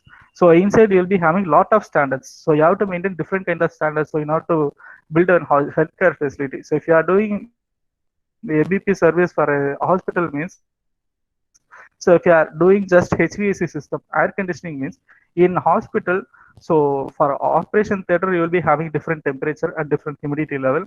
So for your patient wards, so your resting wards are there, right? So in that areas, you need to provide different temperature and different humidity level and different lighting scheme, and operation theater different lighting scheme. Then we got this emergency triage areas. So in that kind of areas, we got different lighting scheme, different temperatures. So we got different kinds of special areas also. So we got neonatal care areas. So it's a newborn babies areas. So in that you need to maintain dim lights. So we have to maintain higher temperature as well as lower humidity. Like that in hospital buildings, we got different requirements. So each rooms will be having a different requirement. So you have to give you have to satisfy each room people's. So it is a critical building. Similarly, the pharmaceutical building is next higher critical building. So compared to hospital, pharmacy even more critical, because in pharmacy, so they are be manufacturing different areas, tablets, vaccines, and everything. So these are all actually some critical components. So medicines, if you are creating, means so small amount of dust can contaminate this medicines. So what they have to do now, they have to provide high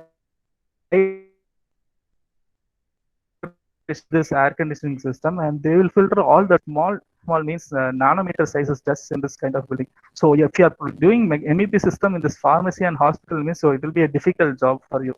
And next comes our airport. So airport is actually a face of your country. So if any foreign people or any other state people are coming inside your state, means so they will be entering through airport. So airport is a high luxury area. So if you are handling this building, this kind of job, means so you have to be, so you have to take utmost care with sophistication. So you have to do lot kind of new technologies in kind of this kind of buildings. So in currently we are handling this airport project. So inside what they are doing, so they are handling the temperature and all. It is actually okay, but the building setup is actually kind of complicated. So everywhere they are doing using the automation system. So everywhere they are having these automated doors. So everywhere they are having automated walk-lators. So from that, actually the giving electrical supply for this walk-lators is difficult, and as well as the heat generation from this walk-lator is also huge. So we have to consider every component inside this airport. So it was kind of difficult. Then comes our factories. So factory buildings is actually kind of a vast industry. So if you are doing MEP for industrial sector, means it's a vast field, because each factories will be having their own temperature, own lighting requirement, own water supply requirement. Everything will be different for each factory. So if you are actually seeing a pipe manufacturing company, means he will be having different standards. So if you are actually seeing another tire manufacturing company, means he will be having different standards. So you have to be so versatile in this field. So you have to first analyze the factory, what is their requirement, according to that, you have to give the requirements, I mean MEP system for them. Then comes our data centers. Data centers are actually delicate equipment. So inside, people will not be there. So everything will be electronic. So you have to protect this electronic system from getting overheated. So HVAC is critical in data centers.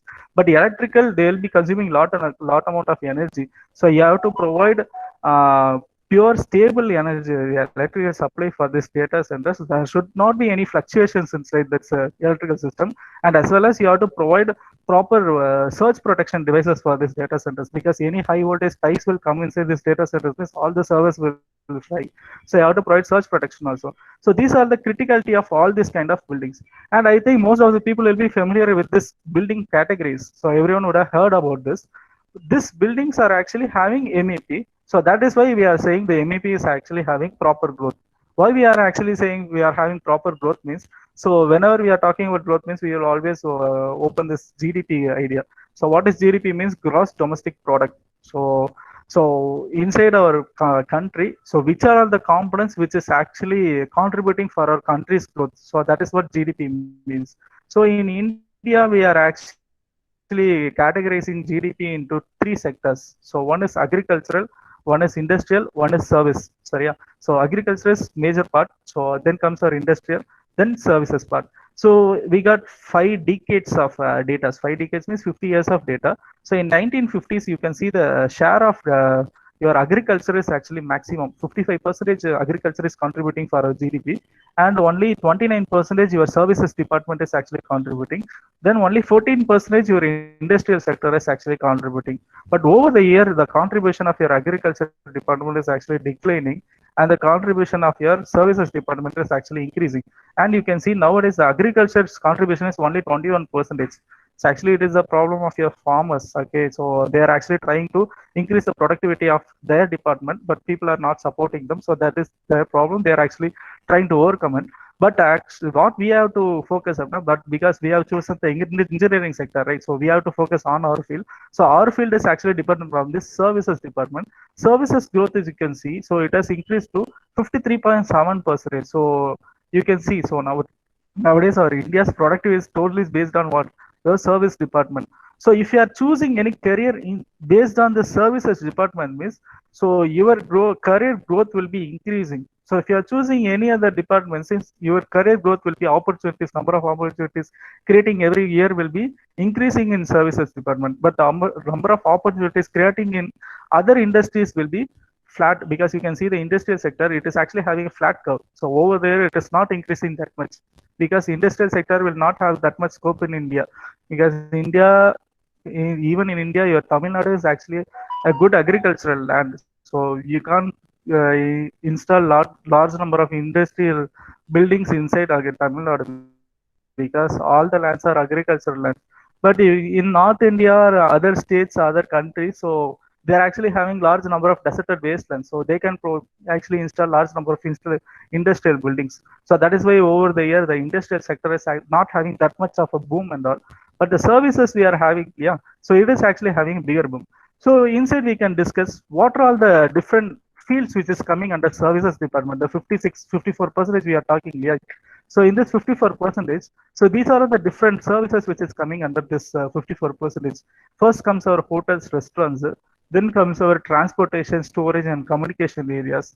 Then comes our industry, infrastructure buildings, railway stations, road transports, water transport, air transport, airports. Everything will come under services department. Next comes our business and real estate areas. Next comes our social and community areas.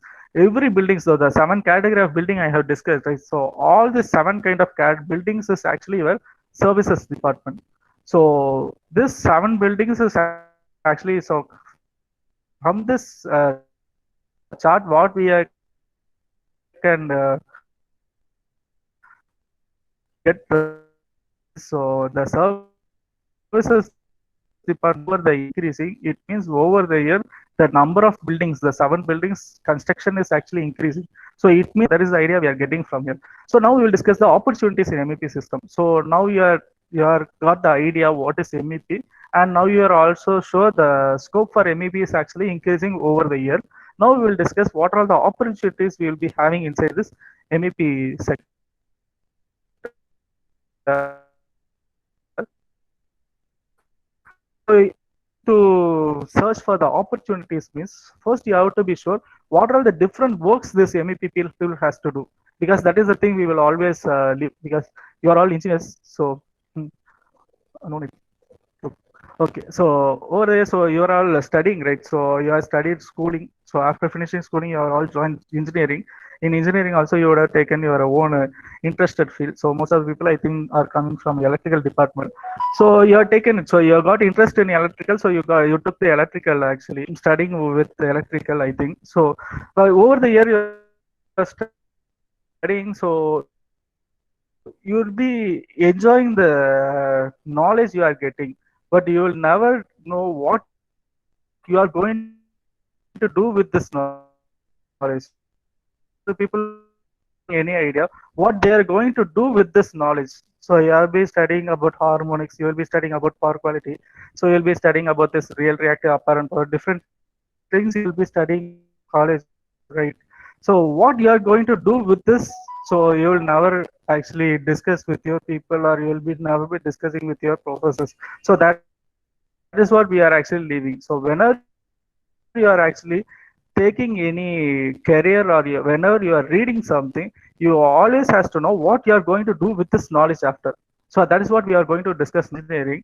So after completing, I actually completed in distinction. So I got around 8.5 CGPA. So I got different career options. So my college was pushing me to go inside IT. So I didn't want to go inside IT. So I opted out from it. So I never got any course. After getting from out from my college, I actually thought I got high degree, high qualifications, so I will get lot of opportunity.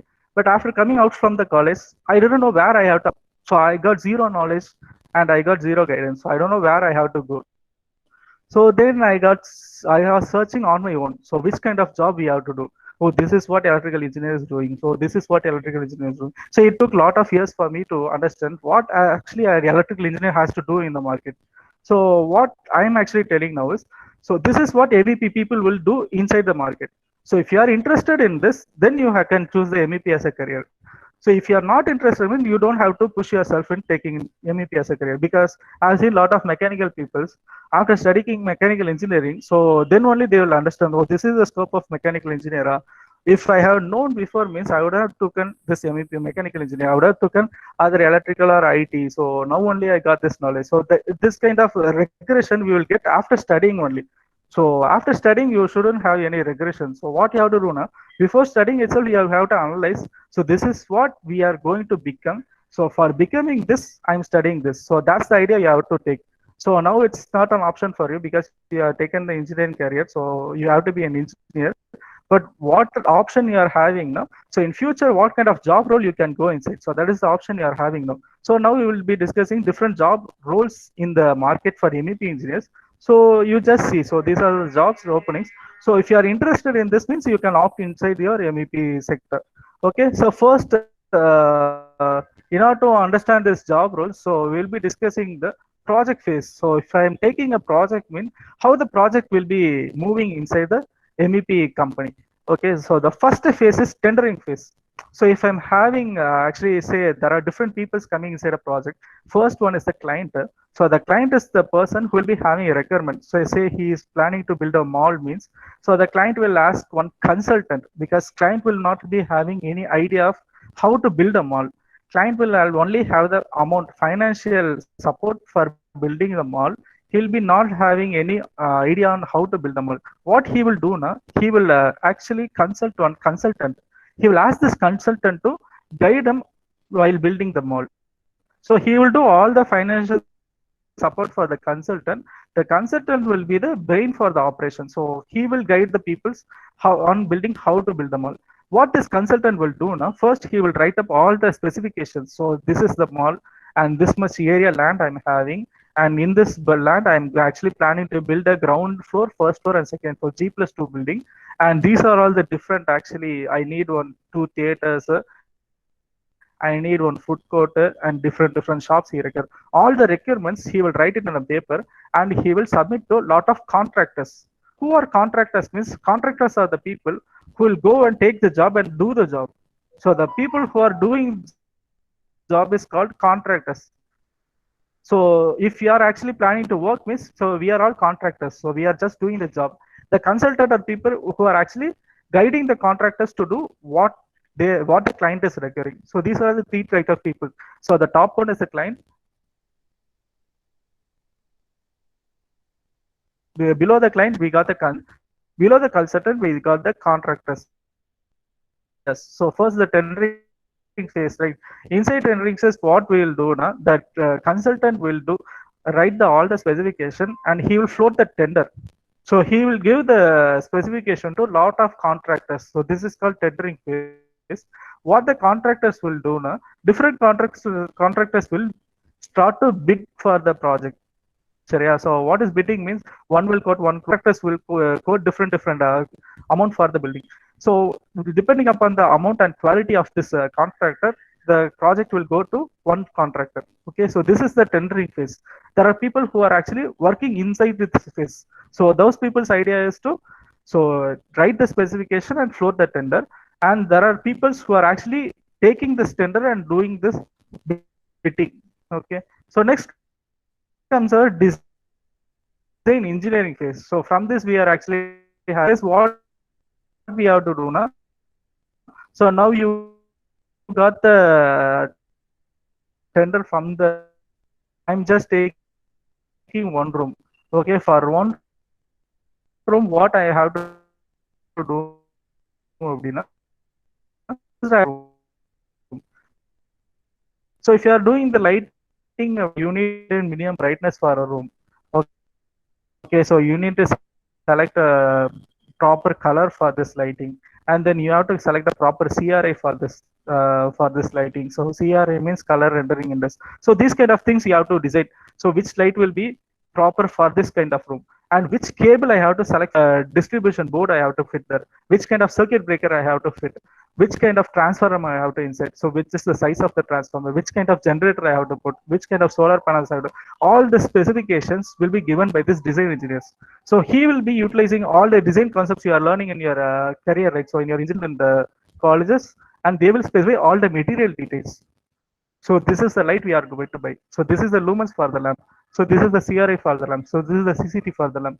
This is the cable size. Every information they will specify in documentation form. So this is the job of the design engineer. Okay. So next comes our drafting engineer. So the design engineer's work will always be documented. So he will decide, say 9 lamps has to come for a room. Okay, so he will write it in a paper. Then he will say this electrical cable has to come from this place to that place, and this is the size of the electrical cable. So everything he will write it in a document. But with the documentation, we can't actually install in the field.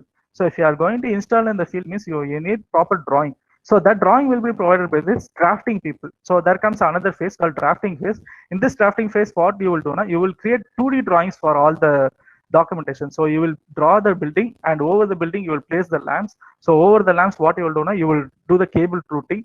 Then you will write the cable size, the lamp specification, everything. So you can see the proper model for a small, proper drafting layout for a small building. So you can see this. So here it is just the architectural plan. So what we have to do now, you also have to do the MEP service for this. So a lighting service or HVAC service or plumbing service or firefighting service. All this you have to do. While doing this, you will be using a software called AutoCAD. So with the software only, you can do this CAD plans. Okay. The design engineers, before we have discussed, yeah, so these people will be using their own software. So for different design engineers, so they'll be using different softwares. For lighting, they'll be using a software called Relux. So for HVAC, they are actually using a software called Happer.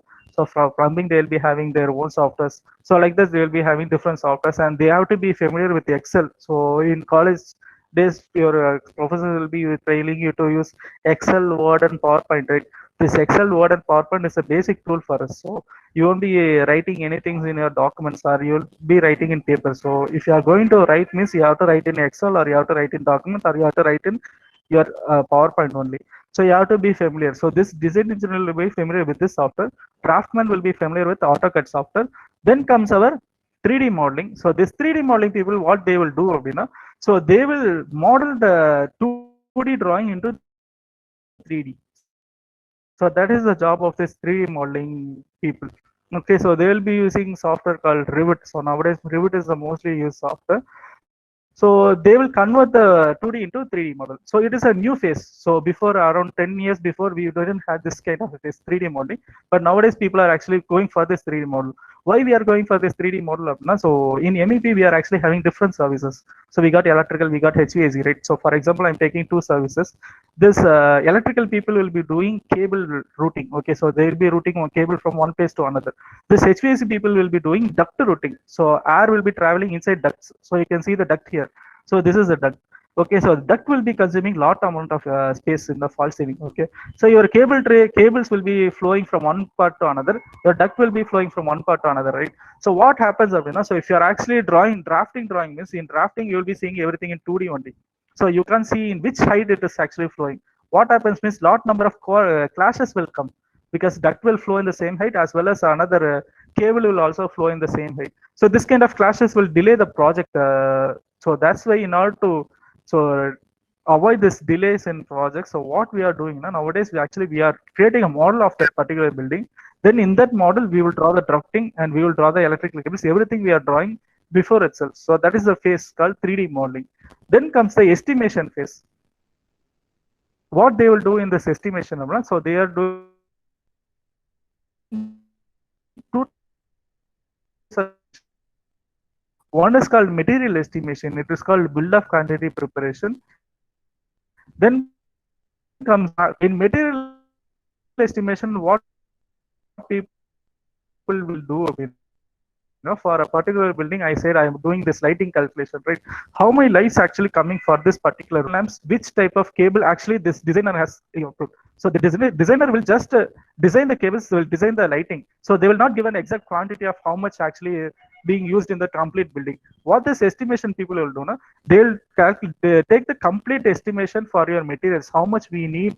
So if I'm going to lay a pipe, means this many pipes, this much length pipe I require. These are the fittings inside the pipe I require. So this many clamps I require. Everything will be given by this estimation people. And next, they also will do the cost estimation also for doing this many lamps, for doing this many used for your quotation purpose. So for a project means, so I have quoted, right? 1 crore it will be taking or 1.5 crore it will be taking, right? So that quotation will be arrived using this estimation, cost estimation sector. So there are people who are actually doing this job also. Then comes our planning and scheduling job. So what is this planning and scheduling means? Now we got the idea, right? So these are all things we need inside the building. So when we are going to install this thing will be planned by this people. So we are going to buy this actually lamp today and we are going to install this lamp that day and we require this many labors for doing this, and this is the project duration. Everything will be planned by this planning and scheduling people, and mostly this will be done by our planning managers. Okay, so as an engineer you won't be going inside this field directly, so you need to be a manager, so you have to have some MBA degree on planning, then only you can go inside this planning and scheduling field. Then comes our procurement team. What is the job of this procurement team means? They will be purchasing the equipments from the vendors. Okay, so there are people called vendors. So for example, the shops we are having, right? So shops are actually called vendors. So we will procure items from the vendors. Okay, so like Blue Star is a vendor, so Voltas is a vendor. From the vendors we are actually buying air conditioning system. So Polycab is a vendor, Havels is a vendor. From them we are actually buying our cables. Yes, so we will buy this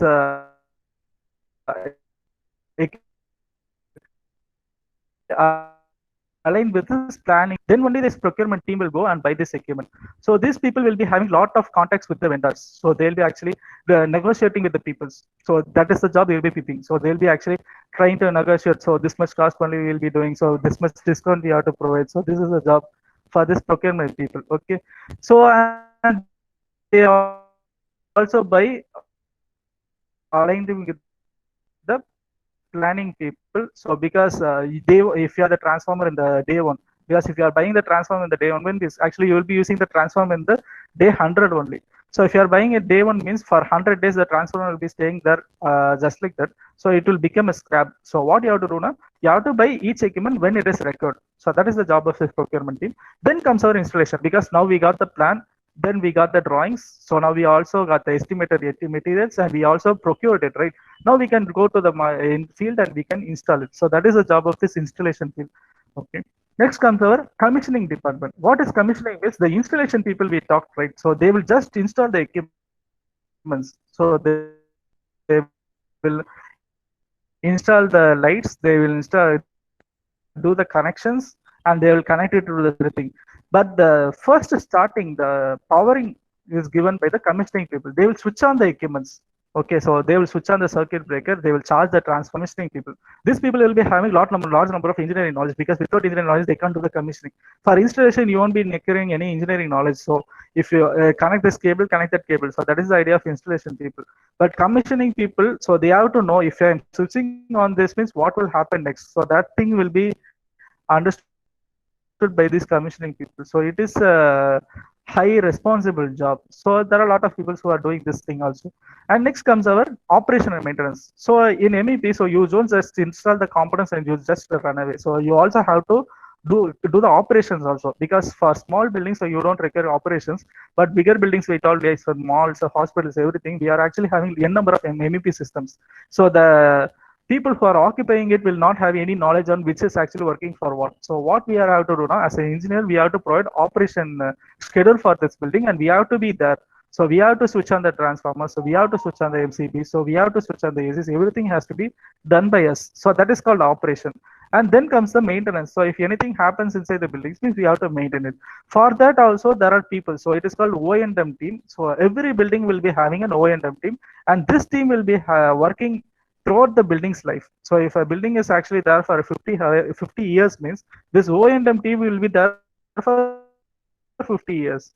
So if there is a ball means, so there will be O&M team, minimum 10 people will be working there, depending upon the mall size. This 10 people will be there for this 50 years. So that is the job security for this O&M team.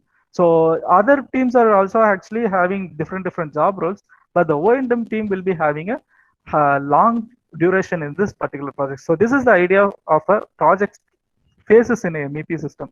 So there are tendering phase. You have to take the project, then you have to do the designing for the project, then you have to draw the 2D for the drafting for the project, then you have to do the 3D modeling for the project, then you have to do the material estimation as well as cost estimation for the project, then you have to do the planning, when you have to do what, that plan kind of planning has to be done, then the purchasing of equipment, procurement had to be done, then you have to do the installation, then you have to do the commissioning, then you have to do the operation and maintenance. So these are all the different scope of work in the MEP system.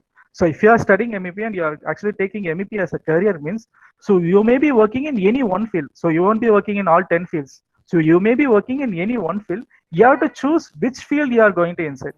So because some people will be interested on tendering, some people will be interested on estimation, some people will be interested on drafting. So different people will be having different ideas, because some people will be more talkative. So they'll be talking a lot. So they'll be liking social interactions. So then those people can go inside your designing. I mean, they can go inside tendering, or they can go inside procurement. Because for procurement, you have to be social. Then only you will be getting lot number of discounts. And for tendering also, you have to be social. Then only you will know when tender is actually floating. Because then otherwise you won't know where tendering is actually happening. So you have to be social for these two fields.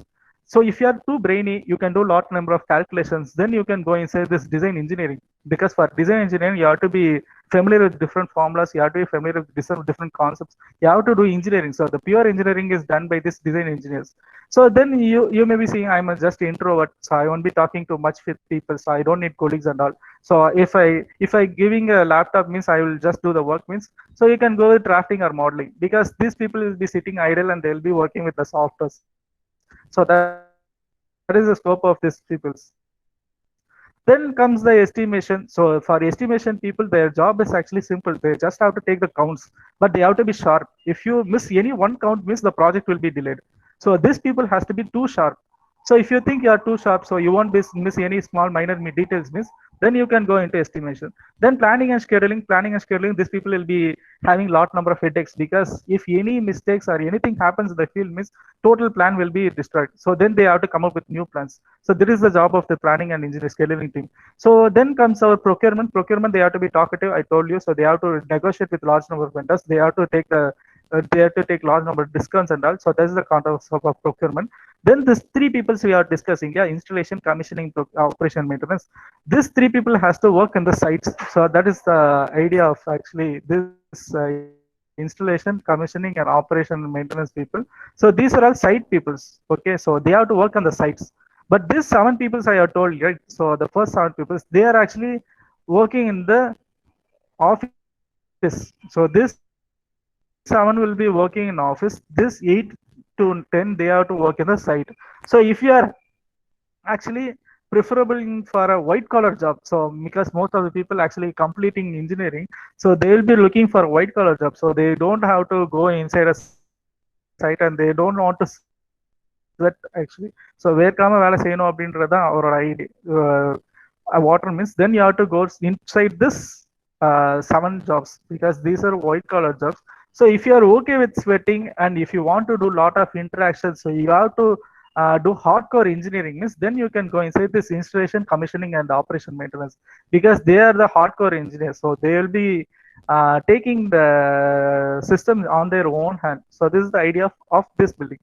So this is how you have to analyze. So what are all the different career opportunities inside this career means you have to discuss first.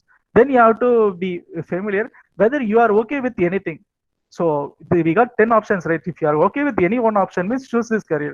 If you are not okay with any one option means just don't choose this career because that is the idea. Don't just waste your time on anything you are not actually okay with it. So, okay, so if you are actually spending some time means first of all just be okay with whether you are actually interested in this thing. If you are not interested means just waste your time because we are already wasted a lot of times in our career. So more than 20 years we have wasted. Okay, so whether we are wasted or not, it is actually not on our hands because people have pushed us to do our part. So we have lived without knowing what we are doing.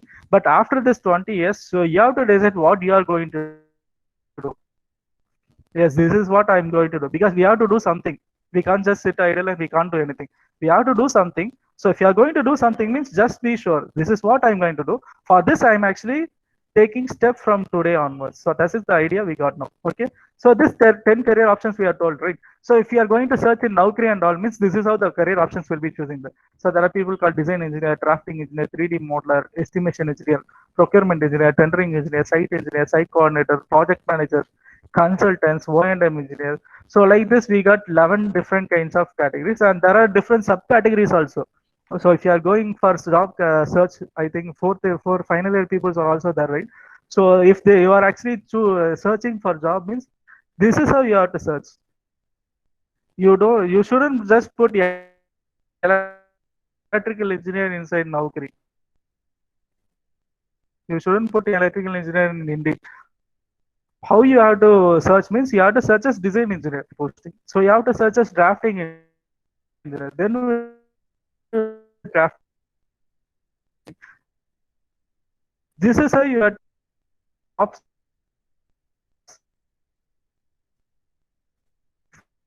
for you. Okay.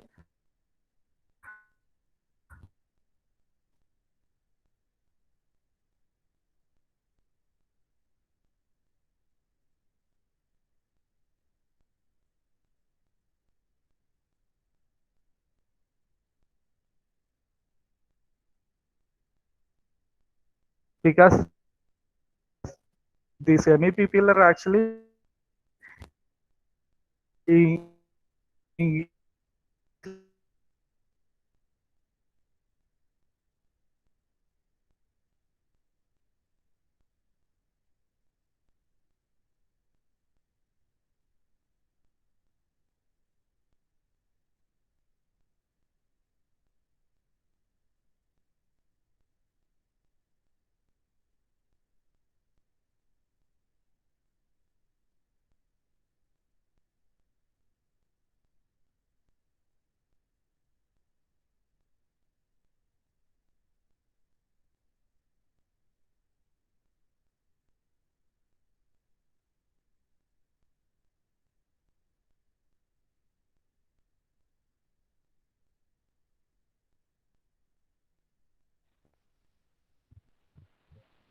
Hello, sir.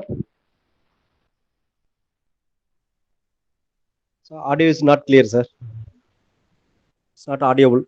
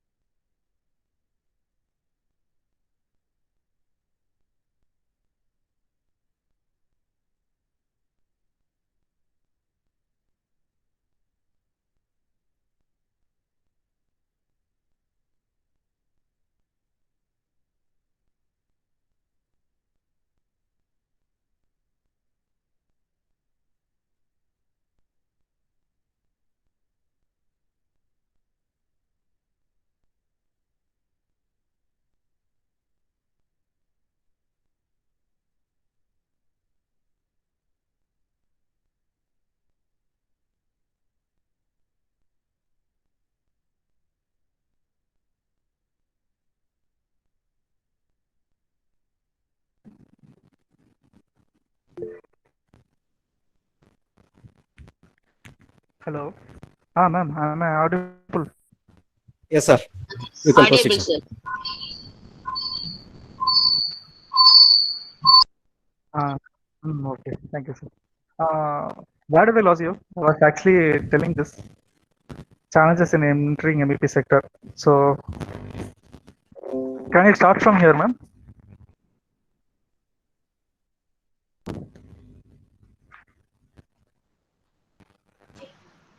So screen is visible, audio is visible.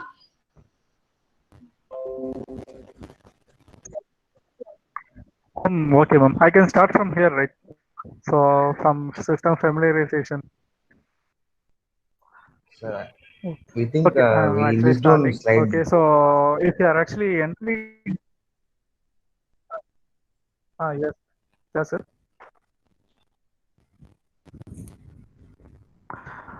Okay, so if you're actually entering inside the MVP sector means, so what are the different challenges you will be having? So that's what I was discussing. So I don't know where I lost you all. So I will start from here. Okay, so these are all the different challenges you will be having if you are actually planning to enter inside your MVP sector means. So first you got the system familiarization, concept, component, site, codes and standards. Then comes our software proficiency. First, I actually showed the system familiarization. So if you're actually taking this MEP system, means so we got 4 department I told you, right? So inside this 4 department, there will be different systems. So we'll be having. Okay, so we have to be familiar with all the systems. Why they are actually having this system and what is the purpose of the system, how this will be working. Those you have to be familiar. So this is the idea. So this familiarization you have to be having first. Next, after getting the systems familiarization, what you have to know is the concept familiarization, because each department will be having their own concepts. So if I'm actually going inside HVAC means, so the HVAC people will be having this kind of concepts, or thermodynamics, psychrometry, site load analysis, Darcy equations, hydrostatics. So these things here, they have to be familiar. As an electrical engineer, so you have to be familiar with our concepts like power triangle, what is real power, what is reactive power, what is apparent power, what are different types of loads, what is capacitive load, what is inductive load, what is resistive load, what is actually lag, what is lead, so what is power factor. So those things we have to be familiar. What is lumens, what is lux. So everything you are learning in electrical engineering, right? So everything will be applied. So when you are actually coming inside this field, so we have to. So that is the idea of engineering. So we will be applying it for greater good of people. So that is what we will be doing in this MEP. Then comes our plumbing system. In plumbing also they will be having different concepts. So pump curves. Hazen Williams, Chazy's equations, Manning's equations. So in fire we got this fire triangle, hydraulic calculations, so fire requirements, sprinkler system. So these components you have to be familiar. So this is what the people will be expecting from you. So if you are actually getting inside one company means, so what they will be actually expecting from you means, so you'll be actually knowing this concept, but you won't be knowing where you will be applying this concepts. So that's what we will be. That's the first challenge you will be having in the market. So you'll be having the concept idea, but how where you are actually applying this concept, you won't be knowing. So that thing you have to be familiar. So this is where we are applying this concept. Then comes the component familiarization. In HVAC, we got different components. So in electrical, we got different components. These components you have to be familiar. So in electrical, we got this two components, right? So this component is actually a diesel generator. Okay, so this component we are having here is actually a main distribution board. So this thing, whenever you are saying means you have to be familiar. Oh, this is what they are actually having. This is a transformer. This is a circuit breaker. This component familiarization you have to be having there. And this is actually a pumper. And this is actually a U trapper. This is actually a sprinkler. So this is actually a FACT panel. This is a AHO. So this is a chiller. This thing you have to be familiar. So this is what they will be expecting you on second. Okay. Then the site familiarization. So now you are going inside a site.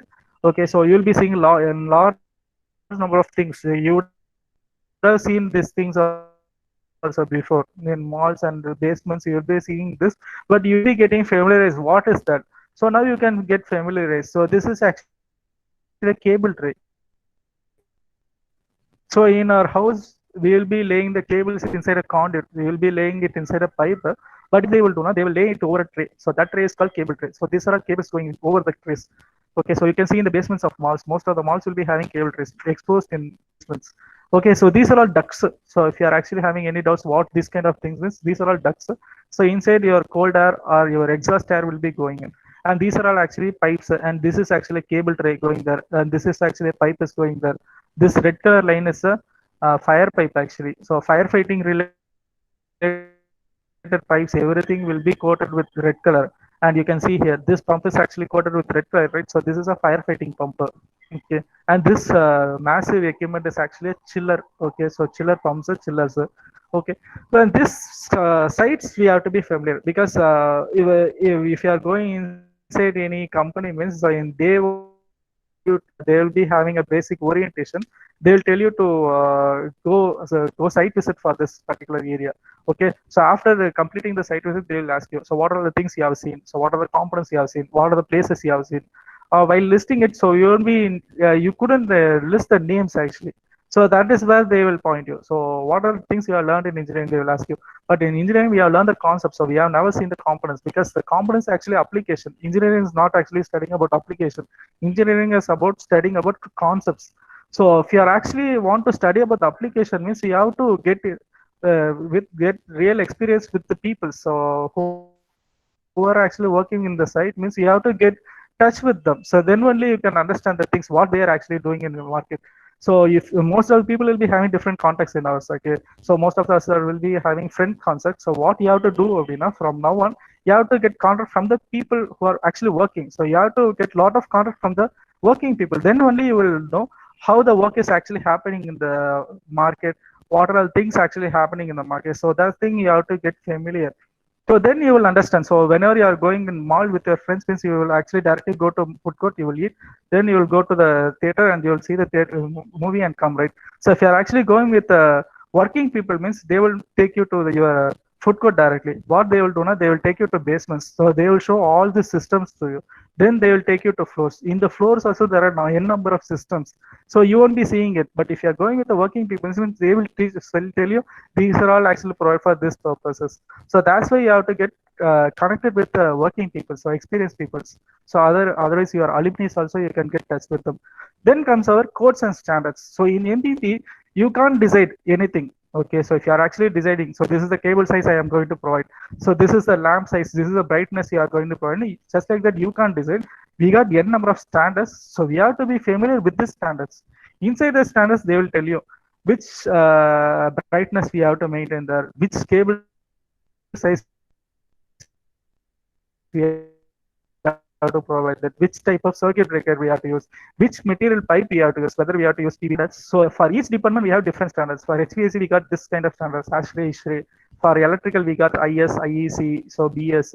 Then plumbing, we got UPC. Then firefighting, we got NFPA. So these are all the standards. So we have to be familiar with the standards also. Then comes our software proficiency. So we should be learning some kind of software. Then only we can work on the field. Okay. So these are all the softwares. For HVAC people, they have to know this software. So it is called hourly analysis program. With this, they can do heat load analysis. So it is for piping engineers. So if you are a plumbing or a firefighting engineer, means you have to be familiar with this PipeNet software. For electrical, we got this Dialex and Relux software. In this Dialex and Relux, what we can do now, this electrical people can actually create a 3D model, and they can place the lamps, and they can switch on the lamps in the 3D model. And depending upon the lamp's brightness, the room will be lit. Okay, so with this, we can easily identify which type of light we have to provide for which kind of room. So this software, most of the people are asking now. So we have to be familiar with this also. This is the Revit software I told you. So everything we can do in 3D. This Dialex also we can do 3D, but in Dialex, the components will be a basic 3D model only. And you can only do the 3D simulation only. But in Revit, we can't do 3D simulation at all. But in this, the 3D models, everything will be interactive. So if I'm placing a pump, means it will be a pump equipment. So if I'm actually draw pipe to it. So if I'm placing a AHU, means I can draw duct to it. So that kind of things can be done in Revit. Then comes our AutoCAD CFD. Then comes our Primavera. Primavera is actually for project scheduling. Okay. So like this, there are different softwares in the market. So you have to be familiar with this thing also. So if you are actually entering in MEP. So these are all the challenges you'll be facing if you are actually entering the MEP system. Okay. So I told you, right? So you have to be familiar with the systems. So then you have to be familiar with the components. So then you have to be familiar with the concept. Then you have to be familiar with the site. Then you have to be familiar with the codes and standards. So this is the idea of your MEP system. And finally, actually nowadays the major trending thing is your Revit MEP. Okay, so what is Revit means? Revit is actually a tool with which we can do 3D modeling, and 3D model which you are doing in Revit actually will be having information with it. So if you are actually drawing a wall, means in other 3D softwares, so it will just be a block. But in Revit, what it will be having means, if you are drawing a wall, means the wall will be having details for it. What is the thickness of the wall? What is the material the wall is created? What is the conductivity of that wall? What is the thermal coefficient of the wall? Every information you can give. If you are placing a lamp, means you can give the brightness of the lamp. What is the make of the lamp? What is the brand of the lamp? What is the cost of the lamp? Everything will be done in the Revit. So these are all basic Revit models. So this is a plant room model. So they have put different chillers. For that they have done piping. For that they have put different pumps. So this is a chiller plant room. This is a fire skid pump room. This is a cooling tower area. And this is a fire pump room. So these are different areas. So like this we can create. If you are creating like this, means in this part itself we can decide the estimation. So I got 3 chillers. So I got 4 pumps. So I got this much length pipe, and in this I got this many T joints. I got this many elbow joints. Everything estimation can be done easily. So that is the idea of Revit, estimation. So if you are doing in Revit, means so we can do the design engineering, we can do the drafting, we can do as well as 3D modeling, we can do the estimation. All 4 jobs can be done with a single software. So that's why people are actually preferring this software nowadays. Okay, so these are basic ideas. Okay, so if you are going to market, you just have to be familiar. So this is what I wanted to tell. So we are actually discussed about what is MEP introduction. We have discussed. Then we have discussed the market growth for MEP, how the MEP is growing over the year, and what are the different kind of building categories inside where we require this MEP. That also we have discussed. Then what are the different project phases for inside the MEP system? That also we have discussed. The 10 project phases we have discussed. Then we have discussed about the challenges. Okay, so with this I am actually ending my session. So next I invite Mr. Sarfuddin sir, my MD, to give a general overview of what he's actually what he has experienced in this field, and he'll tell you so a lot more in general Okay, Farigas. Thank you for giving this opportunity. Thank you, Radha ma'am, for giving this much time for us to discuss in detail. Thank you.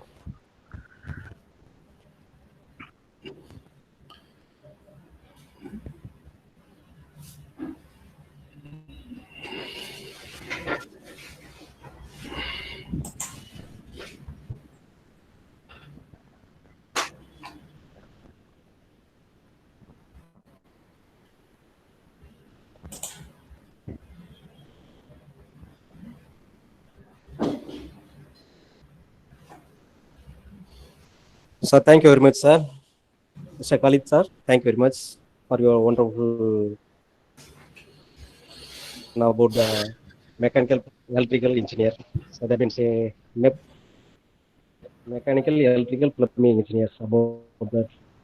So all the participants, hope everybody can understand about the MEP engineer, why we studied, what kind of information we can learn from them. Sir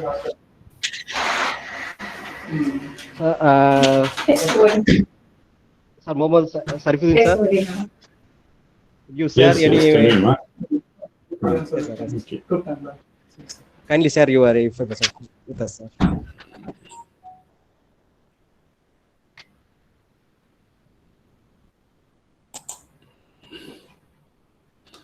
Shall I start? Yes, sir. Proceed, sir. Yes, sir. Yeah, Next the session hand over to Sheifuddin, sir. Sir, I'm please, sir, not you much can going to answer. take your time more than 5 minutes or 10 minutes, more than enough for you. Okay, sir. Long Okay, time they sir. are sitting. Okay. No problem, sir. Good morning, everyone. Assalamu alaikum. So hope in the session it will be very useful for you people. Basically about the MEPs, what you have did, இதனுடைய few features என்னங்கிறது தெரிஞ்சிருக்கும். அதே நேரத்தில் there is lot of growth in this MEP. See, last 2 years back, I was in your college, Sadakla இருந்த more than 500 ஸ்டூடெண்ட்ஸ்க்கு மேல அந்த ஆடிட்டோரியத்துல இருந்தாங்க. So it was a wonderful time when I'm having the meeting there. So two things இதுல MEP பொறுத்த வரைக்கும் ரொம்ப நம்ம யோசிக்கணும், ரொம்ப இதை நம்ம ரொம்ப திங்க் பண்ணணுங்கிறதுலாம் இல்லை. Just you can people Google it, what is the scope in this one. So more than 10-11 years I'm just giving an awareness program. More than 170 to 180 colleges I have been covered regarding this awareness program. Just you have to select your future. அதாவது தேடுதல் இருக்கணும். ஜாப்ல நம்மளுக்கு என்ன செய்ய போறோம், என்ன பண்ணலாம், எப்படி பண்ண போறோம்ங்கிறது உங்களுக்கு ஒரு தேடுதல் இருக்கணும். So after final year, what you are going to do? See, even myself as an engineer, electronics and communication, 97ல முடிச்சோம். I started my career just 1000 rupees தான் நான் என் career ஸ்டார்ட் பண்ணினேன். இதான் உங்களுக்கு. So தேடிக்கிட்டே இருந்தோம், what we can do. What is the necessary? It is a practical life. See, you people should think practically. It's my humble request. ஒருத்தர் ஒன்று சொன்னாங்க தியரட்டிக்கலா, அவங்க ஒன்று சொல்றாங்க, இவங்க ஒன்று சொல்றாங்க. See, everyone will say. நானும் சொல்லுவேன். நான் because in the field there is no saturation points. மெயினா அதை நம்ம தெரிஞ்சுக்கணும். See, எந்த ஃபீல்டை நம்ம செலக்ட் பண்றோமோ அந்த ஃபீல்டு எப்படிங்கிறத we have to analyze. First we have to analyze. We have to go through what we are, where we are standing, it is very important. இப்போ இந்த தேடுதல் இதெல்லாம் பண்ணும்போது தான் now I'm holding around 13 companies. Okay, we got more than 5 to 6 private limited companies, we got restaurants, we got education side, எல்லாமே பண்ணிட்டு இருக்கோம். How means நம்ம அதை தேடி கொண்டுட்டு போறோம். So இந்த MEPங்கிறது it is my passion to start. இவ்வளோ கம்பெனிஸ், குரூப் ஆஃப் கம்பெனிஸ்ங்கும் போது this I have bought. The MEP உங்களுக்கு ஒரு 11 years ரன் பண்றோம். So more than thousands of students have been benefited. And the main thing is there is no saturation point. இது உங்களுக்கு நல்ல value added courses இருக்கு இப்போதைக்கு, either for civil or electrical, mechanical, BTech, for every colleges. Many colleges what we have done is ரொம்ப colleges எல்லாம் என்ன பண்றாங்க வந்து தே ஹவ் சைன்ட் MOU. இதுல வந்து நம்ம சைன் பண்ணிட்டு ஒரு எலக்ட்ரிக்கல் எங்களுக்கு எடுங்க, பிடெக் எடுங்க, எங்களுக்கு பிடெக் கிளாஸ், இந்த மாதிரி வந்து நிறைய இஷ்யூஸ் நிறைய இது நாங்க வந்து சப்போர்ட் பண்ணிட்டு இருக்கோம். Main thing is where we stand, it's very important. Next நம்ம என்ன பண்ண போறோம், நெக்ஸ்ட் நம்ம என்ன பண்ணணும்னா ஃபியூச்சருக்கு எப்படி இருக்கும், இதெல்லாம் தான் நம்ம கால்குலேட் பண்ணணும். ஜஸ்ட் வந்து யாரோ சொல்றாங்க இந்த கோர்ஸ் பண்ணனா இது நல்லா இருக்கும், இந்த கோர்ஸ் பண்ணனா இது நல்லா இருக்கும், அப்படியெல்லாம் இல்லை உங்களுக்குங்கிறதுக்கு. நம்மளுக்கு வந்து எந்தெந்த கோர்ஸ் பண்ணுனா நம்மளுக்கு வந்து வேல்யூவா இருக்கும், நம்ம என்ன பண்ணலாம்ங்கிறது தான் இட் இஸ் வெரி இம்பார்ட்டன்ட். அதை நம்ம நோக்கி நம்ம போகும்போது there will be a drastic change in our life. Initially we should not expect any white collar job. Khalid sir சொன்னாங்க ஒரு 7 இது வந்து ஒயிட் காலர் ஜாப், 3 இது வந்து இந்த டெஸ்டிங், இன்ஸ்டலேஷன், கமிஷனிங்லாம் வந்து எக்ஸாம்பிள். ஐ எம் ஆல்சோ வாட்சிங் திஸ் ஒன். ஸோ அப்போ வந்து அதில் வந்து ஒயிட் காலர் ஜாப் இல்லை. இனிஷியலா we are handling how to handle this things, எப்படி நம்ம வந்து இதை வந்து லேர்ன் பண்ணிக்கலாம் இனிஷியலாங்கிறது தான் நம்ம வந்து ஒரு கான்செப்ட் ஓரியன்டா நம்ம போயிட்டு இருக்கோம். So main thing what we can do, what we are, where we ஸ்டாண்ட்ங்கிறது தான் நம்மளுக்கு ரொம்ப இம்பார்ட்டன்ட். எடுத்துட்டோம்னா நம்ம வந்து ஒரு ட்ரைனிங் முடிக்கிறோம். இப்போ MEP ட்ரைனிங் முடிக்கிறோம், ஒரு 6 months 1 yearல நம்ம அதில் நல்லா ட்ரெயின் ஆகிறோம். அந்த கோர் இண்டஸ்ட்ரீஸ்னுடைய ஓப்பனிங்ஸ் இவ்வளோ இருக்கு, அப்ப நல்லா நம்ம ட்ரெயின் ஆகிறோங்கும் போது வந்து next year we can expect a lot. அடுத்த ஸ்டேஜுக்கு போகலாம், அடுத்த இதுல வந்து என்ன சேலரின்னு பார்க்கலாம். ஸோ இதெல்லாம் what we can do is we have to analyse, we have to sit and analyse. Initially வந்து நம்மளுக்கு வந்து என்ன நம்ம பண்ண போறோங்கிறது we have to analyse and start. சும்மா வந்து நம்ம வந்து ஜஸ்ட் லைக் தட் நம்ம வந்து இது பண்ணிடலாம் அது பண்ணிடலாங்கும் போது வந்து நம்ம வந்து it is not at all possible நம்மளுக்குங்கிறது. So keep in mind anything if you work hard, கண்டிப்பா வந்து தெர் இஸ் அ ஈல்டு. நம்ம வந்து ஒயிட் காலர் ஜாப் நம்ம அப்படியே பார்த்துட்டு ஏதாவது ஒன்று போடலாம். மேக்சிமம் வந்து நிறைய பேருக்கு வந்து இந்த ராம்நாட் சைடு, நானும் ராம்நாட் தான், even my self is Ramnad தான். ஸோ நம்ம நிறைய இந்த இன்ஜினியர்ஸை பார்க்கலாம். என்ன இன்ஜினியர்ஸ்னா யாராவது விசா அனுப்பிடுவாங்க, நம்ம அங்கே போய் ஏதாவது செஞ்சிடலாங்கிற ஒரு தாட் நம்ம அதை வந்து முதல்ல எரேஸ் பண்ணணும். அது நம்மளுக்குங்கிறது நம்ம இந்தியாவிலே வந்து கோர் இண்டஸ்ட்ரீஸ் வந்து 100கணக்கான கோர் இண்டஸ்ட்ரீஸ் ஓப்பனிங்ஸ் இருக்கு நம்மளுக்கு. It's not like ID.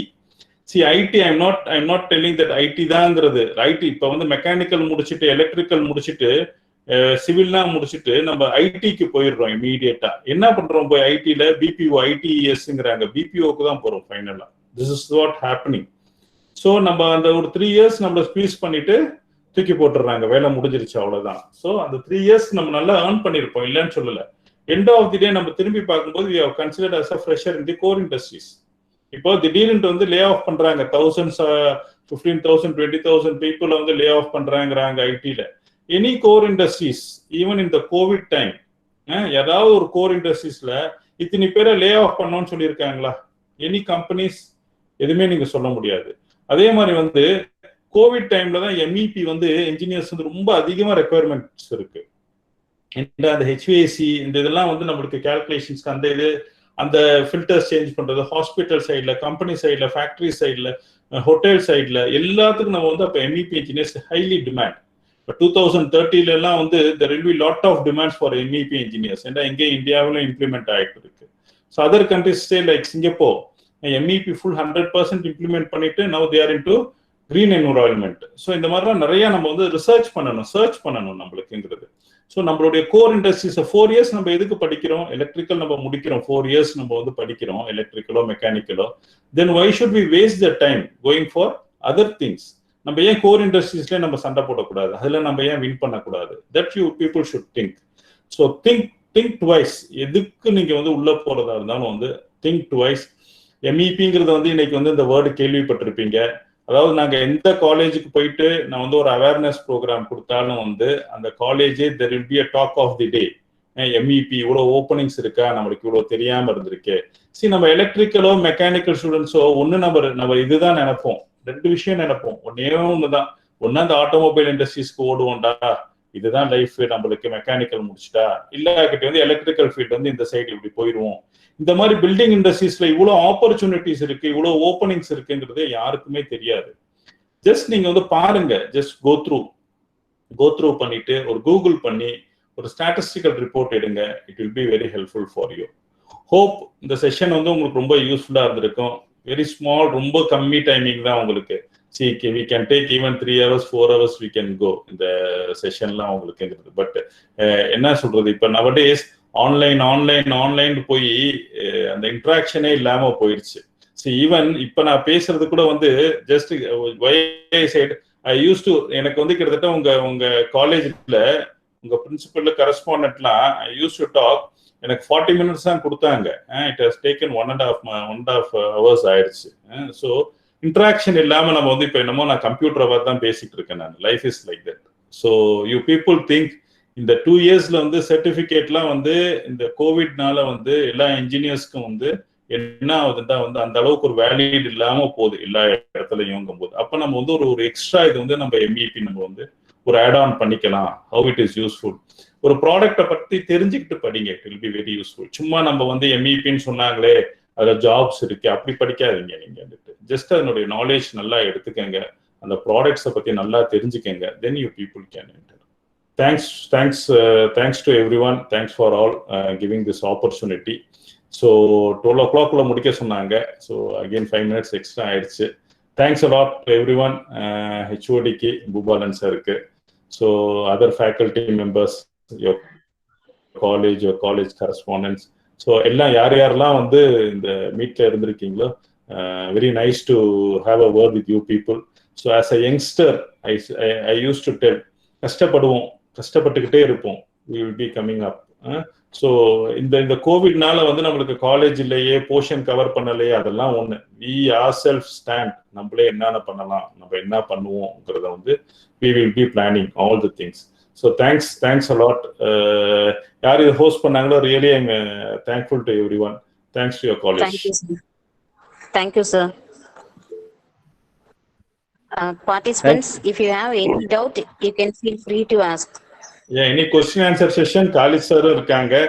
என்கிட்ட ஏதாவது கேக்குறதுனா I'm ready. I will be waiting for you. Another 10-15 minutes I can spend with you people. No problem. Any questions, anything you can throw. No hesitation.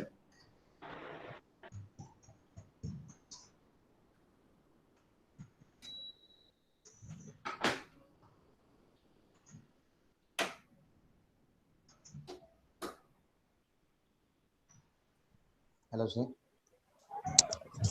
Any questions? Yes, ma'am. Can I ask? Yeah, please. Qadar Moideen. Yeah. Yes, sir. Yes, sir. Hi, sir. Assalamu alaikum. Sharfuddin, sir. My question is to Sharfuddin, sir. Yeah, please. Sir, you completely concluded last session is very good. Thanks for that, sir. I thought it will be the conclusion for all the session, which is going to take for the engineers. Very motivational short conclusion, sir. Thanks for that. Coming to the question, while colleagues are taking the phases of MEP, like colleagues are saying, like there are 4 each type of phases. Each type of phases should be done by each type of engineers. They have specific separate engineers for that all phases, like colleagues have said. But for design engineer and then drafting engineer and then estimation engineer, for these 3 phases having like not similar phases, but somewhat similarity is there in that phases. So a single engineer can do these 3 phases at once? Not like at once. Can do these 3 phases by a single engineer. That's what my question. Khalid, can I answer or you can answer? I will do it, sir. Okay. Walaikum assalam. Khadar Moideen. Okay, so you are asking me about this different phases, right? So I have told you there are different 10 types of phases. I think I am displaying it now. Okay, so these are the different 10 phases. So I told you actually, so a different kind of expertise will be required for handling this different phases. So as a design engineer, I told you, so should have expertise in doing different calculations. So But if you are actually seeing this drafting means he don't need to have any knowledge on basics, concepts or calculations or anything. He just have to know the knowledge of AutoCAD. So that's more than enough for a drafting engineer. So if you have the knowledge of AutoCAD and if you have the knowledge of components and systems, so you don't have to know the concepts. You concept of calculation. If you have the knowledge on the concepts, I mean components and the system, and the knowledge of AutoCAD, you can do the drafting part. And if you are having the knowledge on the components and system, you can do the estimation part also. So you don't need the calculation knowledge, but only if you are having the calculation knowledge, then only you can do the design engineering part. As I told you, for different phases, different expertise are required. But in field, whether different peoples are working for each phases means, so that will be contractory for different companies. Because if you are working in a large scale big companies means, if I say example for Blue Star means, they are actually having different engineers for all this 10 category of work. Okay. But if you are actually taking a startup or mid-level companies means, they won't be able to afford different engineers for all these categories. Even in our company also, so I'll be handling design for some time. I can actually handle drafting as well as handle this 3D modeling also. So I'll be handling different phases because we couldn't afford a different engineer for every day, because as a project, so if I taking a 1 year project means, in that 1 year project, the life cycle for different phases we are having here, right? It will be different. The tendering phase will be only for first 1 week. The design engineering phase will be having for 1 month. Okay, the drafting will be having for 1 month. Modeling we will be having for 2 weeks or something. The estimation we will be having throughout the process, we will be having estimation, but still in 1 or 2 weeks we can complete. So you can see for 1 year project, so this 1 to 6 parts we are discussing, right? 1 to 7 parts we are discussing, right? So only for 5 to 6 months only these people will be working. And if I'm recruiting different people for all the jobs means, so people will be mostly idle in my company. So that's why what we will do now, for we will ask for multiple skills for a single person. That's what I will be asking if I'm actually recruiting a person. So what kind of multiple skills I will be recruiting now? I will ask him to design not just electrical. I will ask him to design as well as HVAC, as well as plumbing, as well as firefighting. Like this, I will actually involve them. I won't tell my design engineer to do drafting, because drafting is actually, he requires skill on AutoCAD. So actually, I'm actually a design engineer. I don't actually like AutoCAD. So I don't actually like sitting on a single place, but I can do different calculations. What I will do now, I will involve myself in HVAC, electrical, plumbing. This kind of multiple expertise they are actually asking. And if you are actually a drafting person means, they will ask you to draft electrical routing as well as HVAC routing, as well as plumbing routing, as well as firefighting routing. Like that only they are asking you to do. So that's why we have to actually have multiple disciplinary peoples. Nowadays people are asking for that. That's why initially also I told you, in MEP, all four of them has to be work coordinated, right? If one person is doing all four means, he can coordinate easily. If different people are working in different fields means, coordination will be difficult for them. So that's why people are asking for multiple skills. And in small scale industry, you can actually involve in all this. So that's why my preference is not go for bigger companies initially. Always go for startup or beginning company. What you will understand now, you can actually learn all this, at least 5 phases of this project.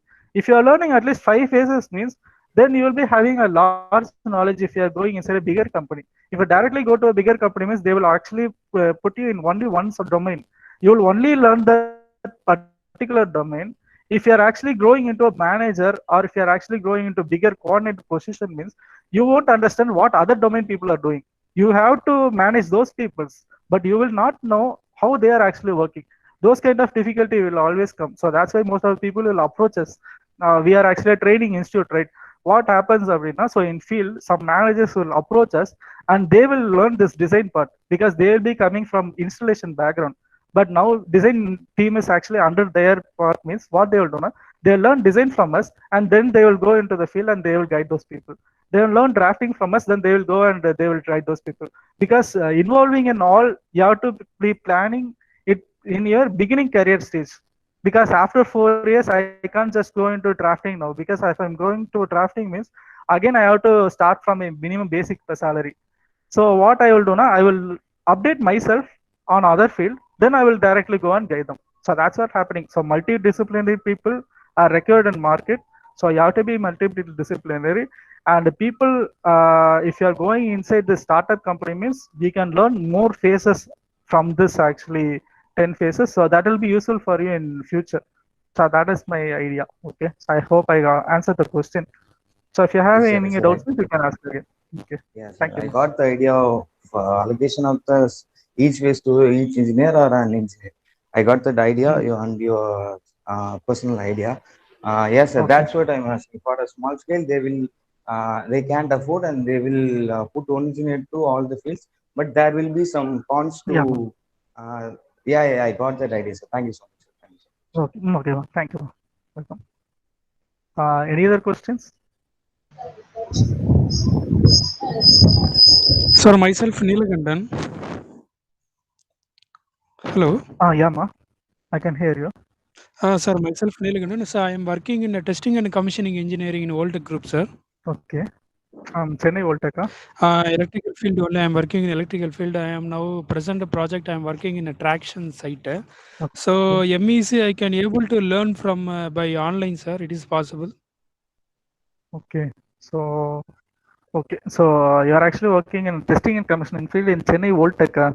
So it's a good company. Chennai Voltec. But I am my location now is in Rajasthan site. I am now presently I am working in the Rajasthan traction site. Yeah.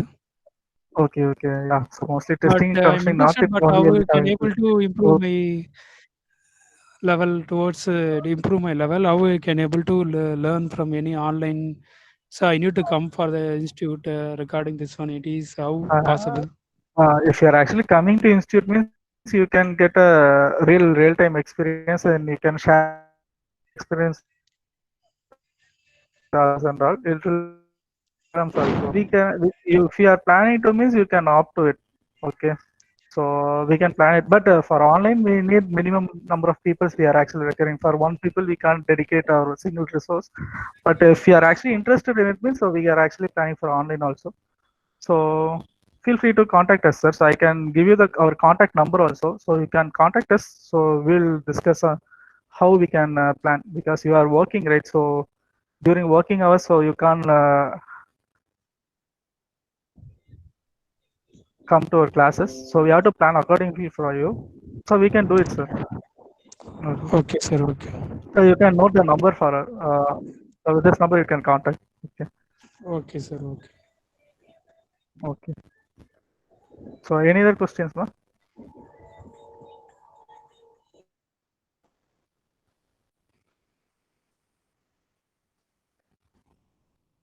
Participants ask any questions.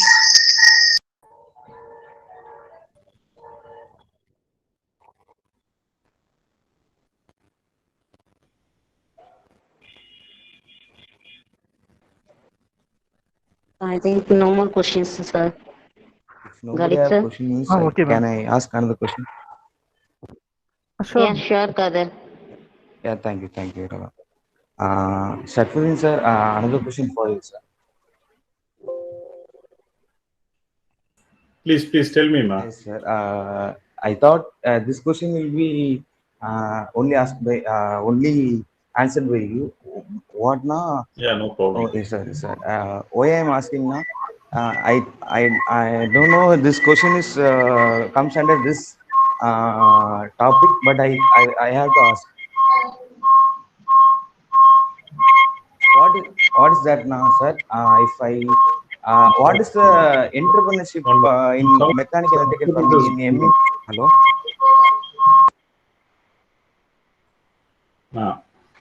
Yeah, tell me, ma, Kader. Yes, sir. Yes, sir. Uh, Not only MEP, in the locality Ramnad area or Kilakari area, what is the exposure of what entrepreneurship in electrical field? If I do any electrical plumbing entrepreneurship means if I take project and doing or put on office to give consultancy if, like that. What will be the largest exposure for the electrical work in Ramanathapuram, sir, especially Kilakar. Entrepreneurship. I think Okay, ma. அதாவது வந்து see initially Kader, what we have to do is first we have to get training in full MEP first of all we have to get the knowledge first thing. Second thing வந்து we have to implement. We have to do some job related in either in some good companies. So you should have a good knowledge for implementation so that we can have a consultant. We have whatever the thing. See அதாவது வந்து ஒரு 2-3 years பொறுத்து வந்து everyone is opening as a consultant ஒரு civil engineer சேர்ந்து ஒரு electrical engineer ஒரு mechanical engineer சேர்ந்து தேர் starting a company small company and they are running as a consultant. So that side Ramanathapuram or Keelakarai side wherever we go there is no wherever we go நீங்க எங்க போனாலும் ஒரு வீட்ல வந்து சிம்பிளா பாத்தீங்கன்னா வந்து நார்மலா ஒரு எலக்ட்ரீஷியன் தான் வந்து டிசைட் பண்றான் ஒரு மேஸ்திரி தான் டிசைன் பண்றான். இப்போ வந்து ஒரு வாட்டர் டேங்க் வைக்கிறது கூட வந்து அந்த மேஸ்திரி வந்து ஒரு எத்தனை பாத்ரூம் இருக்கு எத்தனை லிட்டர்ஸ் ஆஃப் தண்ணி தேவை நம்மளுக்கு எவ்வளவு பேர் இருக்க போறாங்க அந்த வீட்டுல அதெல்லாம் இல்ல 4 பில்லர் எந்த சைட்ல போதும் அந்த சைட்ல தூக்கி ஒரு வாட்டர் டேங்கை வச்சுட்டு போய்கிட்டே இருக்காங்க. அது ஒரு அதே மாதிரி வந்து ஒரு எலக்ட்ரீஷியன் சரி இப்ப நீங்க வந்து வீட்லயே வந்து ஒரு எலக்ட்ரீஷியன் வர்றாங்கன்னு வச்சுக்கோங்களேன் இந்த டே 1ல இருந்து அவர் வந்தவருக்கு தான் தெரியும் எக்ஸாக்ட்லி வந்து எந்தெந்த லைன் எங்கெங்க போறாங்க எப்போதுங்கிறது வந்து அவருக்கு தான் தெரியும். நீங்க ஒரு புது எலக்ட்ரீஷியனை கூப்பிடுங்களேன் will be giving question mark நம்மளே கேட்பாரு எந்த சைட்ல எந்த ஒயர் போகுது எங்க இது இப்படி போதா அப்படி போதா நம்மளே ஒரு 4-5 கேள்வி கேட்பாரு. So he cannot identify. But MEPங்கிறது இட்ஸ் அ தம் ரூல். இப்போ ஒரு MEP என்ஜினியர் வந்து ஒரு MEP என்ஜினியர் டிசைன் பண்ணியிருந்தாங்கன்றா ஒரு சைட்ல இந்த சைட்ல ஒரு ப்ராப்ளம் இருக்குண்டா தே வில் நோ எக்ஸாக்டா வந்து அந்த ப்ராப்ளம் எங்க இருக்கு அதை எப்படி ஃபேஸ் பண்ணலாம் அதை எப்படி நம்ம வந்து சால்வ் பண்ணலாங்கிறது தெரியும் MEP என்ஜினியர்ஸ். அது வீடா இருக்கட்டும் ஹோட்டலா இருக்கட்டும் மால்ஸா இருக்கட்டும் wherever it will be. So அதுதான் மெயின் அந்த தம் ரூல் நம்மளுக்குங்கிறது. It's not so easy. First initially வந்து நம்ம வந்து எல்லார் வீட்டுக்கும் நம்ம அதை இம்ப்ளிமெண்ட் பண்றது இனிமேல கன்ஸ்ட்ரக்ஷன் பண்றது வந்து அந்த MEP கன்சல்டன்ட்டும் இப்போ வந்து சென்னையில எல்லாம் நிறைய அந்த மாதிரி நடக்கும். அபார்ட்மெண்ட்ஸோ இல்லை இண்டிவிஜுவல் இதோ வந்து MEP இன்ஜினியர்ஸ் கிட்டையும் டிசைன் வாங்கிக்கிறாங்க. So it's a vast field. இதில் வந்து நம்மளுக்கு நிறைய ஓப்பனிங்ஸ் இருக்கு நிறைய வேல்யூஸ் இருக்கு இதில் உங்களுக்குங்கிறதுன்ட்டு ஒரு 5 இயர்ஸ் நீங்க இந்த ஃபீல்டில் இருந்தீங்கன்னா you can become a very individual consultant. சரிங்களா Khader? So try to do full MEP, get the knowledge, get some good knowledge from the experience work experience, then you can start your own company. Inshallah. Inshallah, sir. Thank you, sir. But I don't have any idea to start on example company. I'm telling as a consultant you can go as a consultant very easily. Yes sir. Just asking the exposure because you Yeah. got that point. It's not lot of exposure. அதாவது வந்து if you spend half an hour have a cup நோம்பு திறந்துட்டு ஒரு ஃப்ரீயா இருந்துட்டோம்னா ஒரு cup of coffee உட்காருங்க கூகுளோட கொஞ்ச நேரம் பேசி பாருங்க எப்படி இருக்குங்கிறது. Take the statistical report, what they are doing, what is the features, what is the future of this MEP. இதெல்லாம் நீங்க ஸ்டாட்டிஸ்டிக்கல் ரிப்போர்ட் எடுத்து ஒரு நோட் பண்ணுங்க. நோட் பண்ணிட்டு யூ அனலைஸ் ஃபர்ஸ்ட் இயர்ல என்ன இது பண்றாங்க செகண்ட் இயர்ல எக்ஸ்பீரியன்ஸ் ஆனா if you analyse this thing you will get a good answers. இப்போ நம்ம ஐ கேன் கம்யூனிகேட் இதுக்கு நான் வந்து நிறைய நேரம் பேசலாம் ரொம்ப நேரம் பேசிட்டு இருக்கலாம். பட் இதை வந்து நீங்க வந்து இப்படி கம்யூனிகேட் பண்ணி ஒரு ஸ்டாட்டிஸ்டிக்கல் ரிப்போர்ட் எடுத்து பாருங்க ஃபுல்லா வந்து ஒரு ஃபுல்ஃபில் ஆகும் உங்களுக்கு இதுல. Okay sir. Thank you. Okay. I can understand. Thank you sir.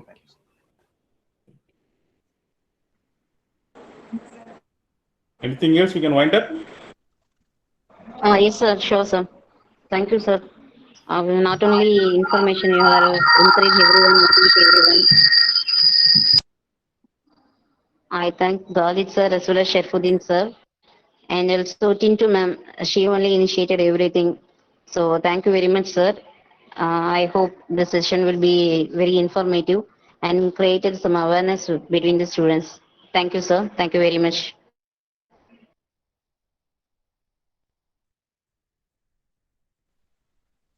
Thank you, sir. Thank you, ma'am.